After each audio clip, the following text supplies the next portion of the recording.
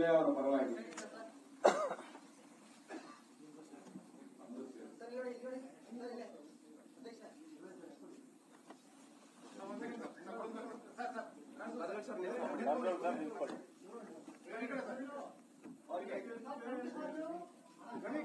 बोलो भारत माता की बोलो भारत माता की श्रीति रवि ಅವ್ರಿಗೆ श्रीति रवि ಅವ್ರಿಗೆ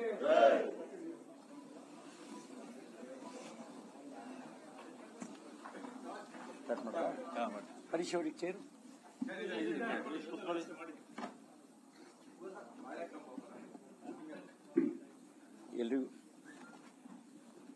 ಎಲ್ರಿಗೂ ನಮಸ್ಕಾರ. ಹಿರಿಯರಾದ ಶ್ರೀ ಗೋವಿಂದ ಕಾರಜೋಳ ಅವರೇ, ವಿಧಾನ ಪರಿಷತ್ತಿನ ವಿಪಕ್ಷದ ನಾಯಕರಾದ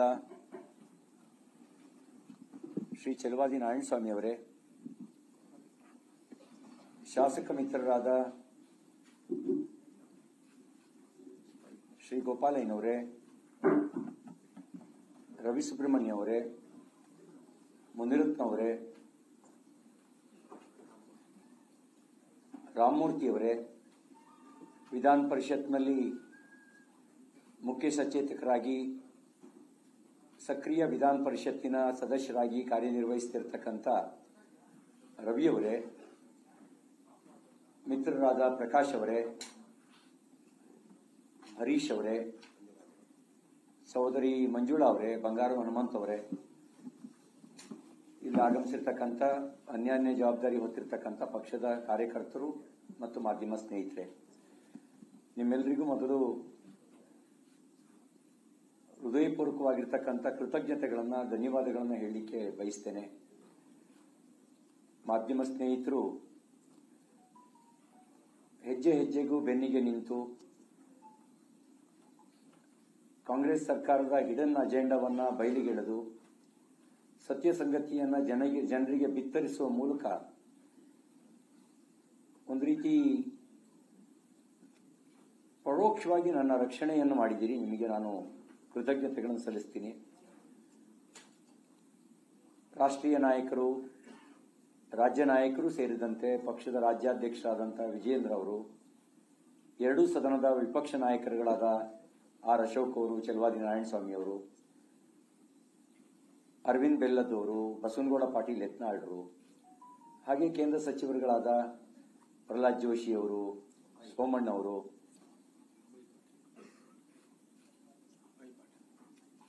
ಶಾಸಕ ಮಿತ್ರರಾದಂಥ ಅಭಯ್ ಪಾಟೀಲು ಸೇರಿದಂತೆ ನಮ್ಮ ಪಕ್ಷದ ಎಲ್ಲ ಶಾಸಕರುಗಳು, ಸಂಸತ್ ಸದಸ್ಯರು, ಪಕ್ಷದ ಕಾರ್ಯಕರ್ತರು, ಹಿತೈಷಿಗಳು, ಇದಲ್ಲದೆ ವಿಶೇಷವಾಗಿ ವಕೀಲರ ತಂಡ ಬೆಳಗಾವಿನಲ್ಲಿ, ಬೆಂಗಳೂರಿನಲ್ಲಿ ನ್ಯಾಯವನ್ನು ಎತ್ತಿ ಹಿಡಿಯೋದಕ್ಕೆ ಮತ್ತು ನಿಮ್ಮ ಜೊತೆಗೆ ನಾವಿದ್ದೀವಿ ಅನ್ನುವಂಥ ಒಂದು ದೃಢವಾದ ಸಂದೇಶವನ್ನು ಕೊಟ್ಟು ಕಷ್ಟ ಕಾಲದಲ್ಲಿ ಜೊತೆಗೆ ನಿಂತಿದ್ದೀರಿ. ನಿಮ್ಮೆಲ್ಲರಿಗೂ ನಾನು ಹೃದಯಪೂರ್ವಕ ಕೃತಜ್ಞತೆಗಳನ್ನು ಸಲ್ಲಿಸ್ತಾ, ನಿಮ್ಮ ಕಷ್ಟ ಕಾಲದಲ್ಲಿ ನಿಲ್ಲೋದ್ರ ಮೂಲಕ ಋಣ ತೀರಿಸುವ ಪ್ರಯತ್ನ ಮಾಡ್ತೀನಿ ಅಂತ ಅಷ್ಟೇ ಹೇಳಬಲ್ಲೆ. ಯಾಕೆಂದ್ರೆ ಋಣ ತೀರ್ಸಕ್ಕೆ ಆಗದೇ ಇರುವಂತ ಋಣವನ್ನ ಕೆಲವೊಮ್ಮೆ ಹೊತ್ಕೊಂಡ್ಬಿಡ್ತೀವಿ. ಆ ರೀತಿ ಪ್ರಯತ್ನ ಮಾಡ್ತೀನಿ ಅಂತ ಮಾತನ್ನ ಈ ಸಂದರ್ಭದಲ್ಲಿ ಹೇಳಲಿಕ್ಕೆ ಬಯಸ್ತೇನೆ. 19ನೇ ತಾರೀಕು ವಿಧಾನಸಭಾ ಅಧಿವೇಶನ ಸುಮಾರು 10:30 ಪ್ರಾರಂಭ ಆಯಿತು. ವಿಧಾನ ಪರಿಷತ್ನಲ್ಲಿ ಪ್ರಶ್ನೋತ್ತರ ಕಲಾಪ, ಶೂನ್ಯ ವೇಳೆ ಎಲ್ಲ ಮುಗಿದ ನಂತರ ಅಂಬೇಡ್ಕರ್ ಭಾವಚಿತ್ರವನ್ನ ಇಟ್ಕೊಂಡು ಅವರು ಬಂದಿದ್ರು, ನಾವು ಬಂದಿದ್ವಿ. ನಾವು ಅಂಬೇಡ್ಕರ್ ಅವರಿಗೆ ಕಾಂಗ್ರೆಸ್ ಹೇಗೆ ಅಪಮಾನ ಮಾಡ್ತು ಅನ್ನೋದನ್ನ ಎಳೆ ಎಳೆಯಾಗಿ ಬಿಡಿಸಿಟ್ವಿ. ನೀವು ಅವ್ರನ್ನ 2 ಬಾರಿ ಸೋಲಿಸಿದ್ರಿ, ಬದುಕಿದ್ದಾಗಲೂ ಅಪಮಾನ ಮಾಡಿದ್ರಿ, ಸತ್ತಾಗಲೂ ಅಪಮಾನ ಮಾಡಿದ್ರಿ ಅನ್ನುವ ಸಂಗತಿಯನ್ನ ಎಳೆ ಎಳೆಯಾಗಿ ಬಿಡಿಸಿಟ್ವಿ. ಒಮ್ಮೆ ಅಡ್ಜರ್ನ್ ಆಯ್ತು, ಅವರು ಘೋಷಣೆ ಕೂಗ್ತಾ ಇದ್ರು, ನಾವು ಘೋಷಣೆ ಕೂಗ್ತಾ ಇದ್ವಿ. 2ನೇ ಬಾರಿ ಮತ್ತೆ ಸಭೆ ಸೇರಿದಾಗ ಅದೇ ಪುನರಾವರ್ತನೆ ಆಯಿತು, ಆಗಲೂ ಕೂಡ ಅಡ್ಜರ್ನ್ ಆಯಿತು. ಅದರ ನಂತರ ನಾನು ಅಂಬೇಡ್ಕರ್ ಅವರಿಗೆ ಕಾಂಗ್ರೆಸ್ ಪಾರ್ಟಿ ಹೇಗೆ ನಡ್ಕೊಂಡಿದೆ ಅಂತ ಮಾಧ್ಯಮಕ್ಕೆ ವಿವರಿಸಬೇಕು ಅಂತ ಮಾಧ್ಯಮ ಗೋಷ್ಠಿಗೆ ಬಂದೆ ನಾನು ಹೊರಗಡೆಗೆ. ಸುವರ್ಣ ಕಾರಿಡಾರ್ ವಿಧಾನಸೌಧದ ಪಶ್ಚಿಮ ದ್ವಾರದ ಮಾಧ್ಯಮ ಗೋಷ್ಠಿಗೆ ಬಂದು ಹೇಳಿದೆ. ಮಾಧ್ಯಮ ಗೋಷ್ಠಿ ಮುಗಿಸಿ ಹೋಗ್ಬೇಕಾದ್ರೆ ಒಂದಿಬ್ಬರು ಪತ್ರಕರ್ತರು ಹೀಗೆ ಹೇಳ್ತಾ ಇದ್ದಾರೆ, ನಿಮ್ಮ ಮೇಲೆ ಅಶ್ಲೀಲ ಪದ ಬಳಸಿದ್ರಿ ಅಂತ ಆರೋಪ ಮಾಡ್ತಿದ್ದಾರೆ ಅಂತ ಹೇಳಿದರು. ನಾನು ಒಂದು ಮಾತನ್ನು ಹೇಳಲಿಕ್ಕೆ ಬಯಸ್ತೇನೆ. ನಾನು ಅವರು ಎದುರು ಸಿಕ್ಕಿದಾಗಲೂ ಕೂಡ ಗೌರವಯುತವಾಗಿ ಏನಕ್ಕ ಚೆನ್ನಾಗಿದ್ದೀರಾ ಅಂತಲೇ ಮಾತಾಡ್ಸಿದ್ದೀನಿ. ಏನ್ ಲಕ್ಷ್ಮಕ್ಕ ಇವತ್ತು ವಿಶೇಷವಾದ ಕಳೆ ಬಂದಿದೆ ಅಂತ ಆಗಾಗ ತಮಾಷೆ ಮಾಡಿದ್ದೀನಿ. ನಾನು ಅದನ್ನ ವಿವರಕ್ಕೆ ನಾನು ಹೋಗೋದಿಲ್ಲ, ಯಾಕೆಂದ್ರೆ ಸಭಾಪತಿಗಳು ನಮ್ಮ ವಿಧಾನ ಪರಿಷತ್ತಿನ ಕಸ್ಟೋಡಿಯನ್ನು. ಅವರು ಹೇಳಿದ ಆರೋಪಕ್ಕೆ ಸಂಬಂಧಿಸಿದಂತೆ ಅವರು ರೂಲಿಂಗ್ ಕೊಟ್ಟಿದ್ದಾರೆ, ಮಾಧ್ಯಮಕ್ಕೂ ಹೇಳಿದ್ದಾರೆ. ಹಾಗಾಗಿ ನಾನು ಅದನ್ನ ಎಕ್ಸ್ಪ್ಲೈನ್ ಮಾಡಲಿಕ್ಕೆ ನಾನು ಹೋಗಲ್ಲ. ನಾನೇನ್ ಮಾತಾಡಿದೆ ಅವರೇನ್ ಮಾತಾಡಿದೆ ಅನ್ನೋದು ಕೆಲವೊಮ್ಮೆ ದಾಖಲಾಗದೆ ಇರ್ಬೋದು.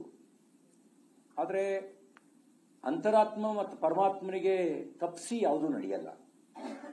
ಎಲ್ಲ ಸಂಗತಿಗಳು ಕೂಡ ಅಂತರಾತ್ಮ ಮತ್ತು ಪರಮಾತ್ಮನಿಗೆ ಗೊತ್ತಾಗೇ ಗೊತ್ತಾಗ್ತವೆ. ಹಾಗಾಗಿ ಅವರೇನ್ ಮಾತಾಡಿದ್ದಾರೆ ನಾನೇನ್ ಮಾತಾಡಿದ್ದೀನಿ ಅನ್ನೋದನ್ನ ಸಭಾಧ್ಯಕ್ಷರೇನು ರೂಲಿಂಗ್ ಕೊಟ್ಟಿದ್ದಾರೆ ಆ ರೂಲಿಂಗಿಗೆ ಸೀಮಿತಗೊಳಿಸಿ ಉಳಿದಿದ್ದನ್ನ ಸಭಾಧ್ಯಕ್ಷರು ರೂಲಿಂಗ್ನಲ್ಲೇ ಹೇಳಿದರು, ಅಂತರಾತ್ಮಕ್ಕೆ ಪ್ರಶ್ನೆ ಮಾಡ್ಕೊಳ್ಳಿ ಅಂತ ಹೇಳಿ. ನನ್ನ ಅಂತರಾತ್ಮಕ್ಕೂ ನಾನು ಪ್ರಶ್ನಿಸ್ಕೊಂಡಿದ್ದೀನಿ. ನಾನು ಪ್ರತಿನಿತ್ಯ ನನ್ನನ್ನು ನಾನು ಪ್ರಶ್ನಿಸಿಕೊಂಡು ಒಳ್ಳೆಯದನ್ನ ಮುಂದುವರಿಸಿಕೊಂಡು ತಪ್ಪುಗಳನ್ನ ಬಿಡ್ತಾ ಹೋಗೋದು ನನ್ನ ಜೀವನದಲ್ಲಿ ನಾನು ಅಳವಡಿಸ್ಕೊಂಡಿರುವಂತ ಸಂಗತಿ. ಹಾಗಾಗಿ ನಾನು ಅದನ್ನ ಹೆಚ್ಚು ಎಕ್ಸ್ಪ್ಲೈನ್ ಮಾಡಲಿಕ್ಕೆ ನಾನು ಹೋಗಲ್ಲ.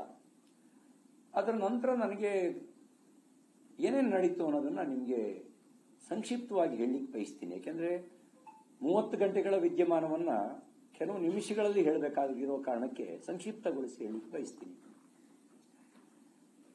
ನಾವು ನಗ್ನಗ್ತ ಕೊನೆಗೆ ಎಲ್ಲರೂ ಊಟಕ್ಕೆ ಹೋದ್ವಿ. ರವಿಕುಮಾರ್ ಅವರು, ಅರುಣ್, ಸಂಕನೂರ್ ಅವರು, ಕೇಶವ್ ಪ್ರಸಾದ್ರು, ಇನ್ಯಾರಿದ್ರು ಊಟಕ್ಕೆ ಹೋದಾಗ? ರವಿ ಅವರೇ, ಕಿಶೋರ್ ಇದ್ರ? ಕಿಶೋರ್. ನಾವೊಂದು 5-6 ಜನ ಊಟಕ್ಕೆ ಹೋದ್ವಿ. ಊಟ ಮುಗಿಸಿ ವಾಪಸ್ 3 ಗಂಟೆ ಸುಮಾರಿಗೆ ಬರಬೇಕಾದ್ರೆ ಸುವರ್ಣಸೌಧ ಪಶ್ಚಿಮ ಭಾರದಲ್ಲಿ ನನ್ನ ಕಾರ್ ಇಳಿಯಕ್ಕೆ ಅಂತ ಹೊರಟಾಗ ಕಾರಿನ ಮೇಲೆ ಅಟ್ಯಾಕ್ ಮಾಡಿದ್ರು. ನಾನು ಯಾಕೆ ಅಟ್ಯಾಕ್ ಮಾಡ್ತಿದ್ದಾರೆ ಅಂತ ನನಗೆ ತಕ್ಷಣ ಗೊತ್ತಾಗಲಿಲ್ಲ.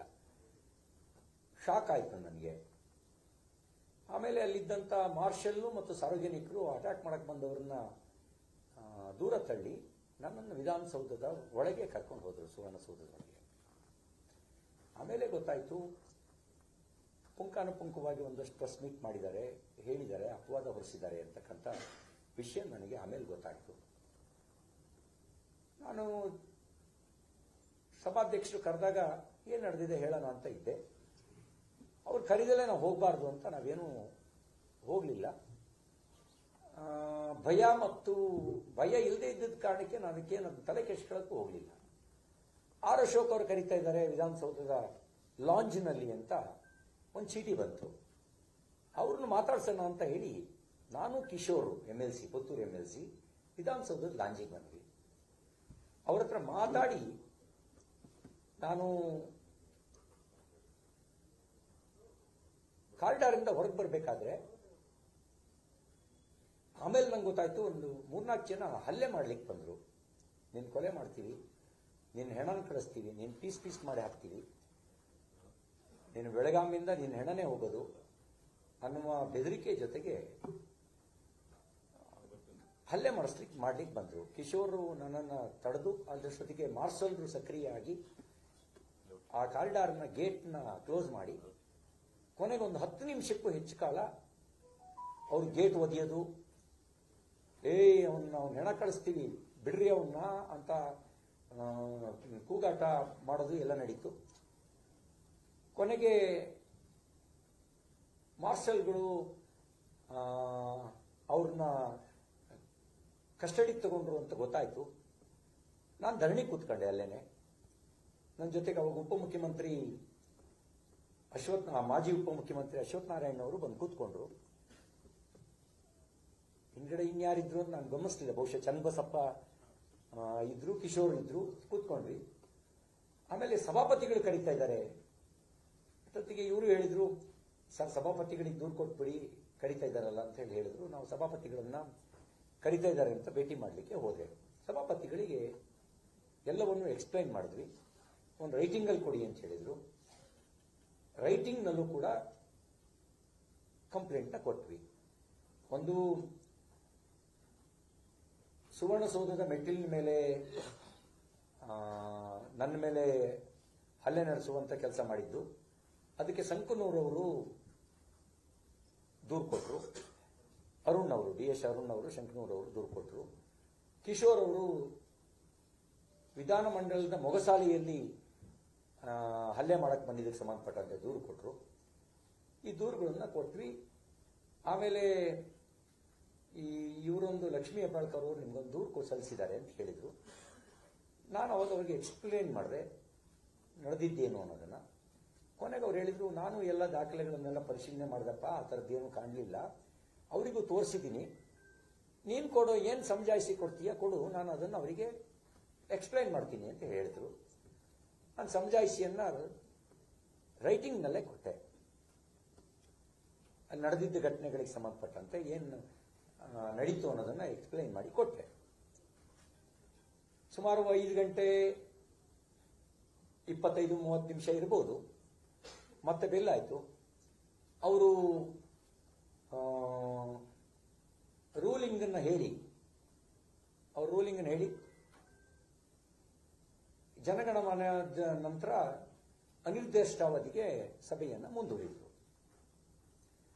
ಮುಂದೂಡಿದ ನಂತರ ವಿಧಾನ ಪರಿಷತ್ತಿನ ಸಭಾಂಗಣದಲ್ಲಿ ಉಪಮುಖ್ಯಮಂತ್ರಿಗಳು, ಸಚಿವರಾಗಿರ್ತಕ್ಕಂಥ ಶ್ರೀಮತಿ ಲಕ್ಷ್ಮೀ ಹೆಬ್ಬಾಳ್ಕರ್ ಅವರು, ಹಿರಿಯ ಶಾಸಕರಾದ ನಜೀರ್ ಅಹಮದ್ ಅವರು, ಬಸವನಗೌಡ ಬಾದರ್ಲಿ ಅವರು, ಚಂದ್ರರಾಜ್ ಹಟ್ಟಿಹೊಳಿ ಅವರು ಏಕವಚನದಲ್ಲಿ ನಿಂದಿಸ್ತಾ, ನನ್ನ ಕುಟುಂಬ, ನನ್ನ ತಾಯಿ, ಅವರೆಲ್ಲರನ್ನೂ ನಿಂದಿಸ್ತಾ, ನಿನ್ನ ಕತೆ ಮುಗಿಸ್ತೀವಿ ಅಂತ ಬೆದರಿಕೆ ಹಾಕಿ, ಬಾರೋ ಇಲ್ಲಿ ಅಂತ ನುಗ್ಗಿ ಏರ್ಲಿಕ್ಕೆ ಬಂದರು. ಮಾರ್ಷಲ್ರ ರಕ್ಷಣೆಯಲ್ಲಿ ನಾನು ಹೆದರು ಹೋಗಬಾರ್ದು ಅಂತ ಕೆಲವು ಕಾಲ ಅಲ್ಲೇ ನಿಂತೆ. ಆಮೇಲೆ ಮಾರ್ಷಲ್ರ ರಕ್ಷಣೆಯಲ್ಲಿ ಸಭಾಧ್ಯಕ್ಷರ ಕೊಠಡಿಗೆ ಹೋಗಿ ಅಲ್ಲಿ ನಡೆದ ವಿದ್ಯಮಾನಗಳನ್ನೂ ಕೂಡ ನಮ್ಮ ವಿಧಾನ ಪರಿಷತ್ತಿನ ವಿರೋಧ ಪಕ್ಷದ ನಾಯಕರಾಗಿರ್ತಕ್ಕಂಥ ಚಲವಾದಿ ನಾರಾಯಣ ಸ್ವಾಮಿಯವರು ಮತ್ತು ಉಪನಾಯಕರಾದ ಸುನೀಲ್ ವಲ್ಲಾಪರಿ ಅವರು, ಉಳಿದೆಲ್ಲ ವಿಧಾನ ಪರಿಷತ್ತಿನ ಭಾಜಪದ ಸದಸ್ಯರು ರೈಟಿಂಗ್ನಲ್ಲಿ ದೂರು ಕೊಟ್ವಿ. ಆಮೇಲೆ ಸಭಾಪತಿಗಳು ADGP ಅವ್ರನ್ನ ಕರೆದ್ರು. ಲ್ಯಾಂಡ್ ಆರ್ಡರ್ ಅಲ್ಲ, ADGP ಅವರು ಲ್ಯಾಂಡ್ ಆರ್ಡರ್ ಕರೆದು ಅವ್ರಿಗೆ ಡೈರೆಕ್ಷನ್ ಕೊಟ್ಟರು. ನೋಡಿ, ಒಳಗಡೆ ನಮ್ಮ ಮಾರ್ಷಲ್ಲು, ಹೊರಗಡೆ ನಿಮ್ದು ಜವಾಬ್ದಾರಿ. CT ರವಿ ಅವರನ್ನ ಯಾವುದೇ ತೊಂದರೆ ಆಗದಂತೆ ನೀವು ಅವರ ಮನೆಗೆ ತಲುಪಿಸ್ಬೇಕು, ಒಂದು ಸಣ್ಣ ಲೋಪದೋಷವೂ ಆಗಬಾರ್ದು ಅಂತ ಹೇಳಿ ಅವರಿಗೆ ಡೈರೆಕ್ಷನ್ ಕೊಟ್ಟು, ಮತ್ತು ಇಲ್ಲಿ ವಿಧಾನಮಂಡಲದಲ್ಲಿ ಯಾರ್ಯಾರು ಹಲ್ಲೆ ನಡೆಸಿದ್ರು ಅವ್ರ ಮೇಲೆ ತನಿಖೆ ನಡೆಸಿ ಕ್ರಮ ತಗೊಳ್ಳಿ, ಕೇಸ್ ಬುಕ್ ಮಾಡಿ ಅಂತ ಮೌಖಿಕವಾಗಿ ನಮ್ಮ ಎದುರುಗಡೆನೇ ಹೇಳಿದರು. ಅವ್ರು ಹೇಳಿದ್ರು, ಕೆಲವ್ರನ್ನ ಈಗಾಗಲೇ ಕಸ್ಟಡಿಗೆ ತಗೊಂಡಿದ್ದೀವಿ ಸರ್, ಆಕ್ಷನ್ ಆಗತ್ತೆ ಅಂತಕ್ಕನ್ನೋ ಮಾತನ್ನ ಅವ್ರು ಹೇಳಿದ್ರು. ನಮ್ಮ ಹತ್ರ CCTV ಫುಟೇಜ್ ಅನ್ನು ಪರಿಶೀಲನೆ ಮಾಡ್ತಾ ಇದ್ದೀವಿ, ಆಕ್ಷನ್ ಆಗತ್ತೆ ಅಂತ ಹೇಳಿದ್ರು. ವಿಧಾನ ಮಂಡಲದೊಳಗೆ ನಡೆದಂತ ಘಟನೆಗಳು ಅದು ಕುರಿತಂತೆ ನಾವೆಲ್ಲ ಪಕ್ಷದ ಪ್ರಮುಖರು ತೀರ್ಮಾನ ಮಾಡಿ, ಈ ಪ್ರಜಾಪ್ರಭುತ್ವದ ಕಗ್ಗೊಲೆ ಆಗ್ತಾ ಇದೆ, ಇಲ್ಲಿ ಒಳಗೇನೆ ಗುಂಡಾಗಳಂತೆ ವರ್ತಿಸಿ ಕೊಲೆ ಬೆದರಿಕೆ ಆಗ್ತಾ ಇದ್ದಾರೆ, ಇದ್ರ ಬಗ್ಗೆ ಕ್ರಮ ಆಗಬೇಕು ಅಂತ ಸುವರ್ಣಸೌಧದ ಮೆಟ್ಟಿಲಿನ ಬಳಿ ಧರಣಿ ಕೂತ್ಕೊಂಡ್ವಿ. ಸುಮಾರು 6:20, 6:15 ಇರಬಹುದು. 6:45 ಹೊತ್ತಿಗೆ ನಮ್ಮನ್ನೆಲ್ಲರನ್ನು ಏಕಾಏಕಿ ಅಲ್ಲಿಂದ ಎತ್ಕೊಂಡು ಹೋದ್ರು.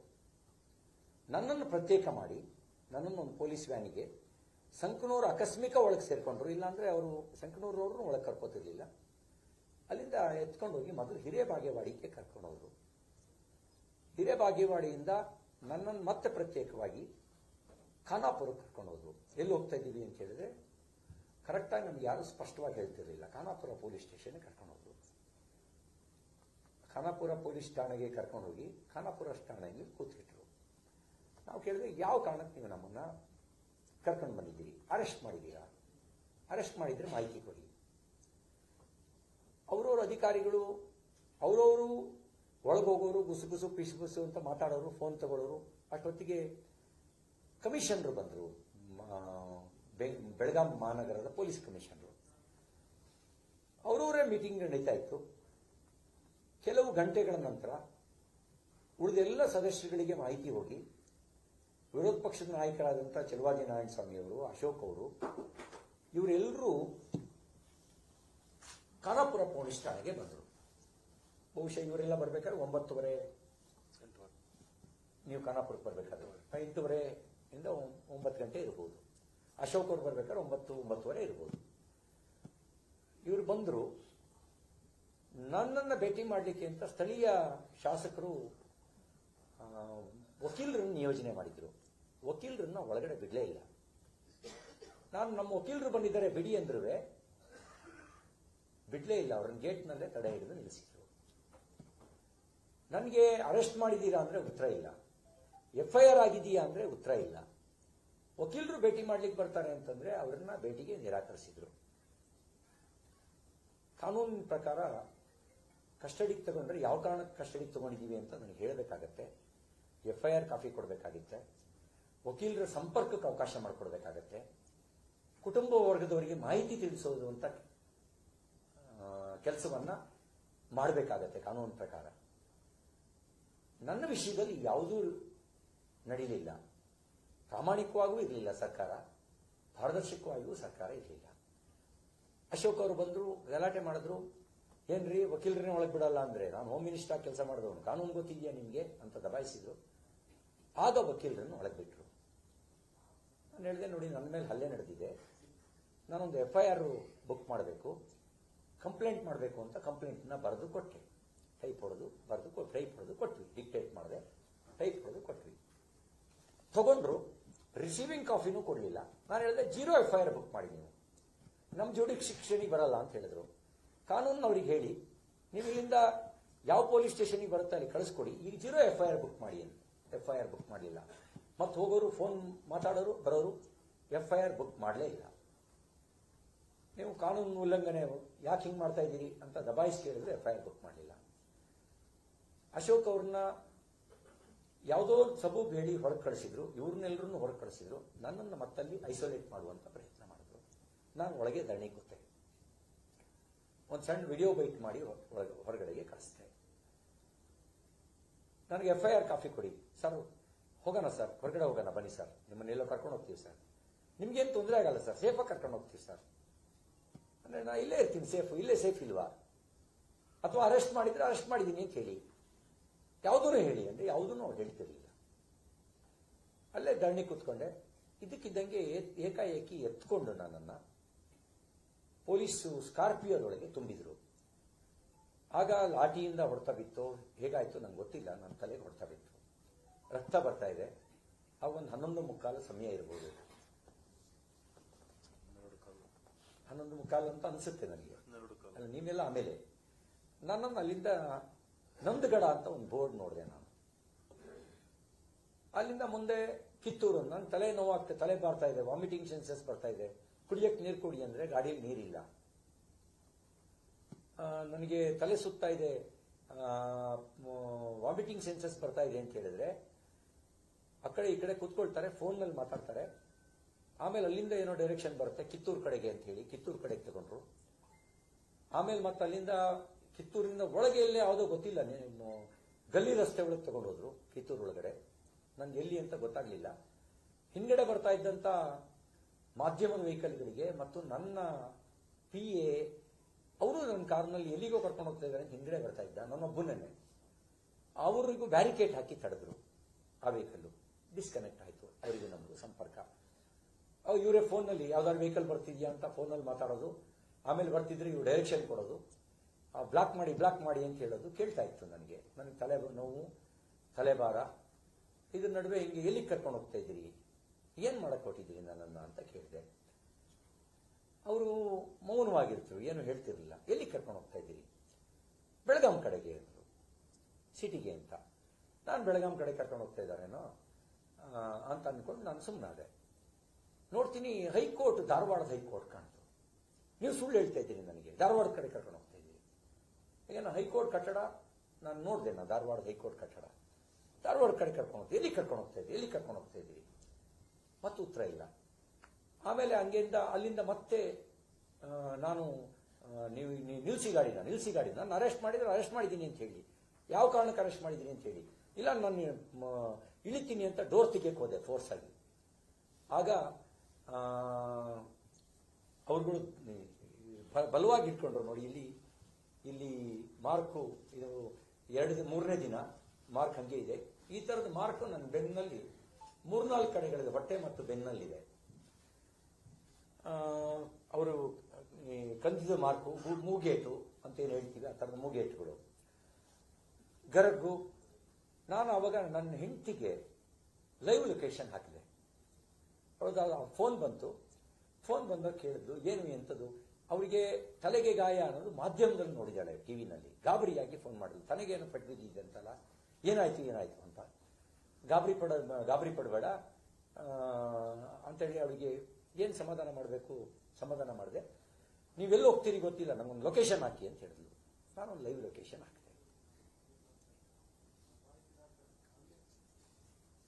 ಲೈವ್ ಲೊಕೇಶನ್ ಹಾಕಿ ಗರಗ್ಗಿಂದ ನೋಡ್ತಾ ಇದ್ದೆ ಸೌದತ್ತಿಯಿಂದ ರಾಮದುರ್ಗ ಯಾದವಾಡು, ಅಲ್ಲೇ ಮತ್ತೆ ಇಲ್ಲೋ ತಗೊಂಡೋದ್ರು. ಗದ್ದೆಗಳ ನಡುವೆ ತಗೊಂಡೋದ್ರು. ಗದ್ದೆನಲ್ಲಿ ಟ್ರಾಕ್ಟರಿ ಗಾಡಿ ಇರ್ತಾವಲ್ಲ, ರೋಡ್ ಇರ್ತಾವಲ್ಲ, ಕಬ್ಬಿನ ಗದ್ದೆಗಳ ನಡುವೆ ತಗೊಂಡೋಗಿ ನಿಲ್ಲಿಸಿದ್ರು. ಹಿಂದ್ಗಡೆ ಒಂದು ಪೊಲೀಸ್ ಜೀಪು, ಮುಂದ್ಗಡೆ ಒಂದು ಪೊಲೀಸ್ ಜೀಪು. ಒಟ್ಟು 6-8 ಜನ ಪೊಲೀಸರು, ಯಾರೂ ಜನ ಇಲ್ಲಿ, ನಿಗೂಢವಾದ ಜಾಗ. ಇಳಿದು ಹೋಗಿ ಯಾರ ಜೊತೆಲೋ ಮಾತಾಡಿದ್ರು. ಅಷ್ಟೊತ್ತಿಗೆ ಮಾಧ್ಯಮದವರಲ್ಲಿ ಬಂದ್ರು. ಮಾಧ್ಯಮದಲ್ಲಿ ಬರ್ತಿದ್ದಂಗೆ ಮೀಡಿಯಾ ಬಂದ್ರು.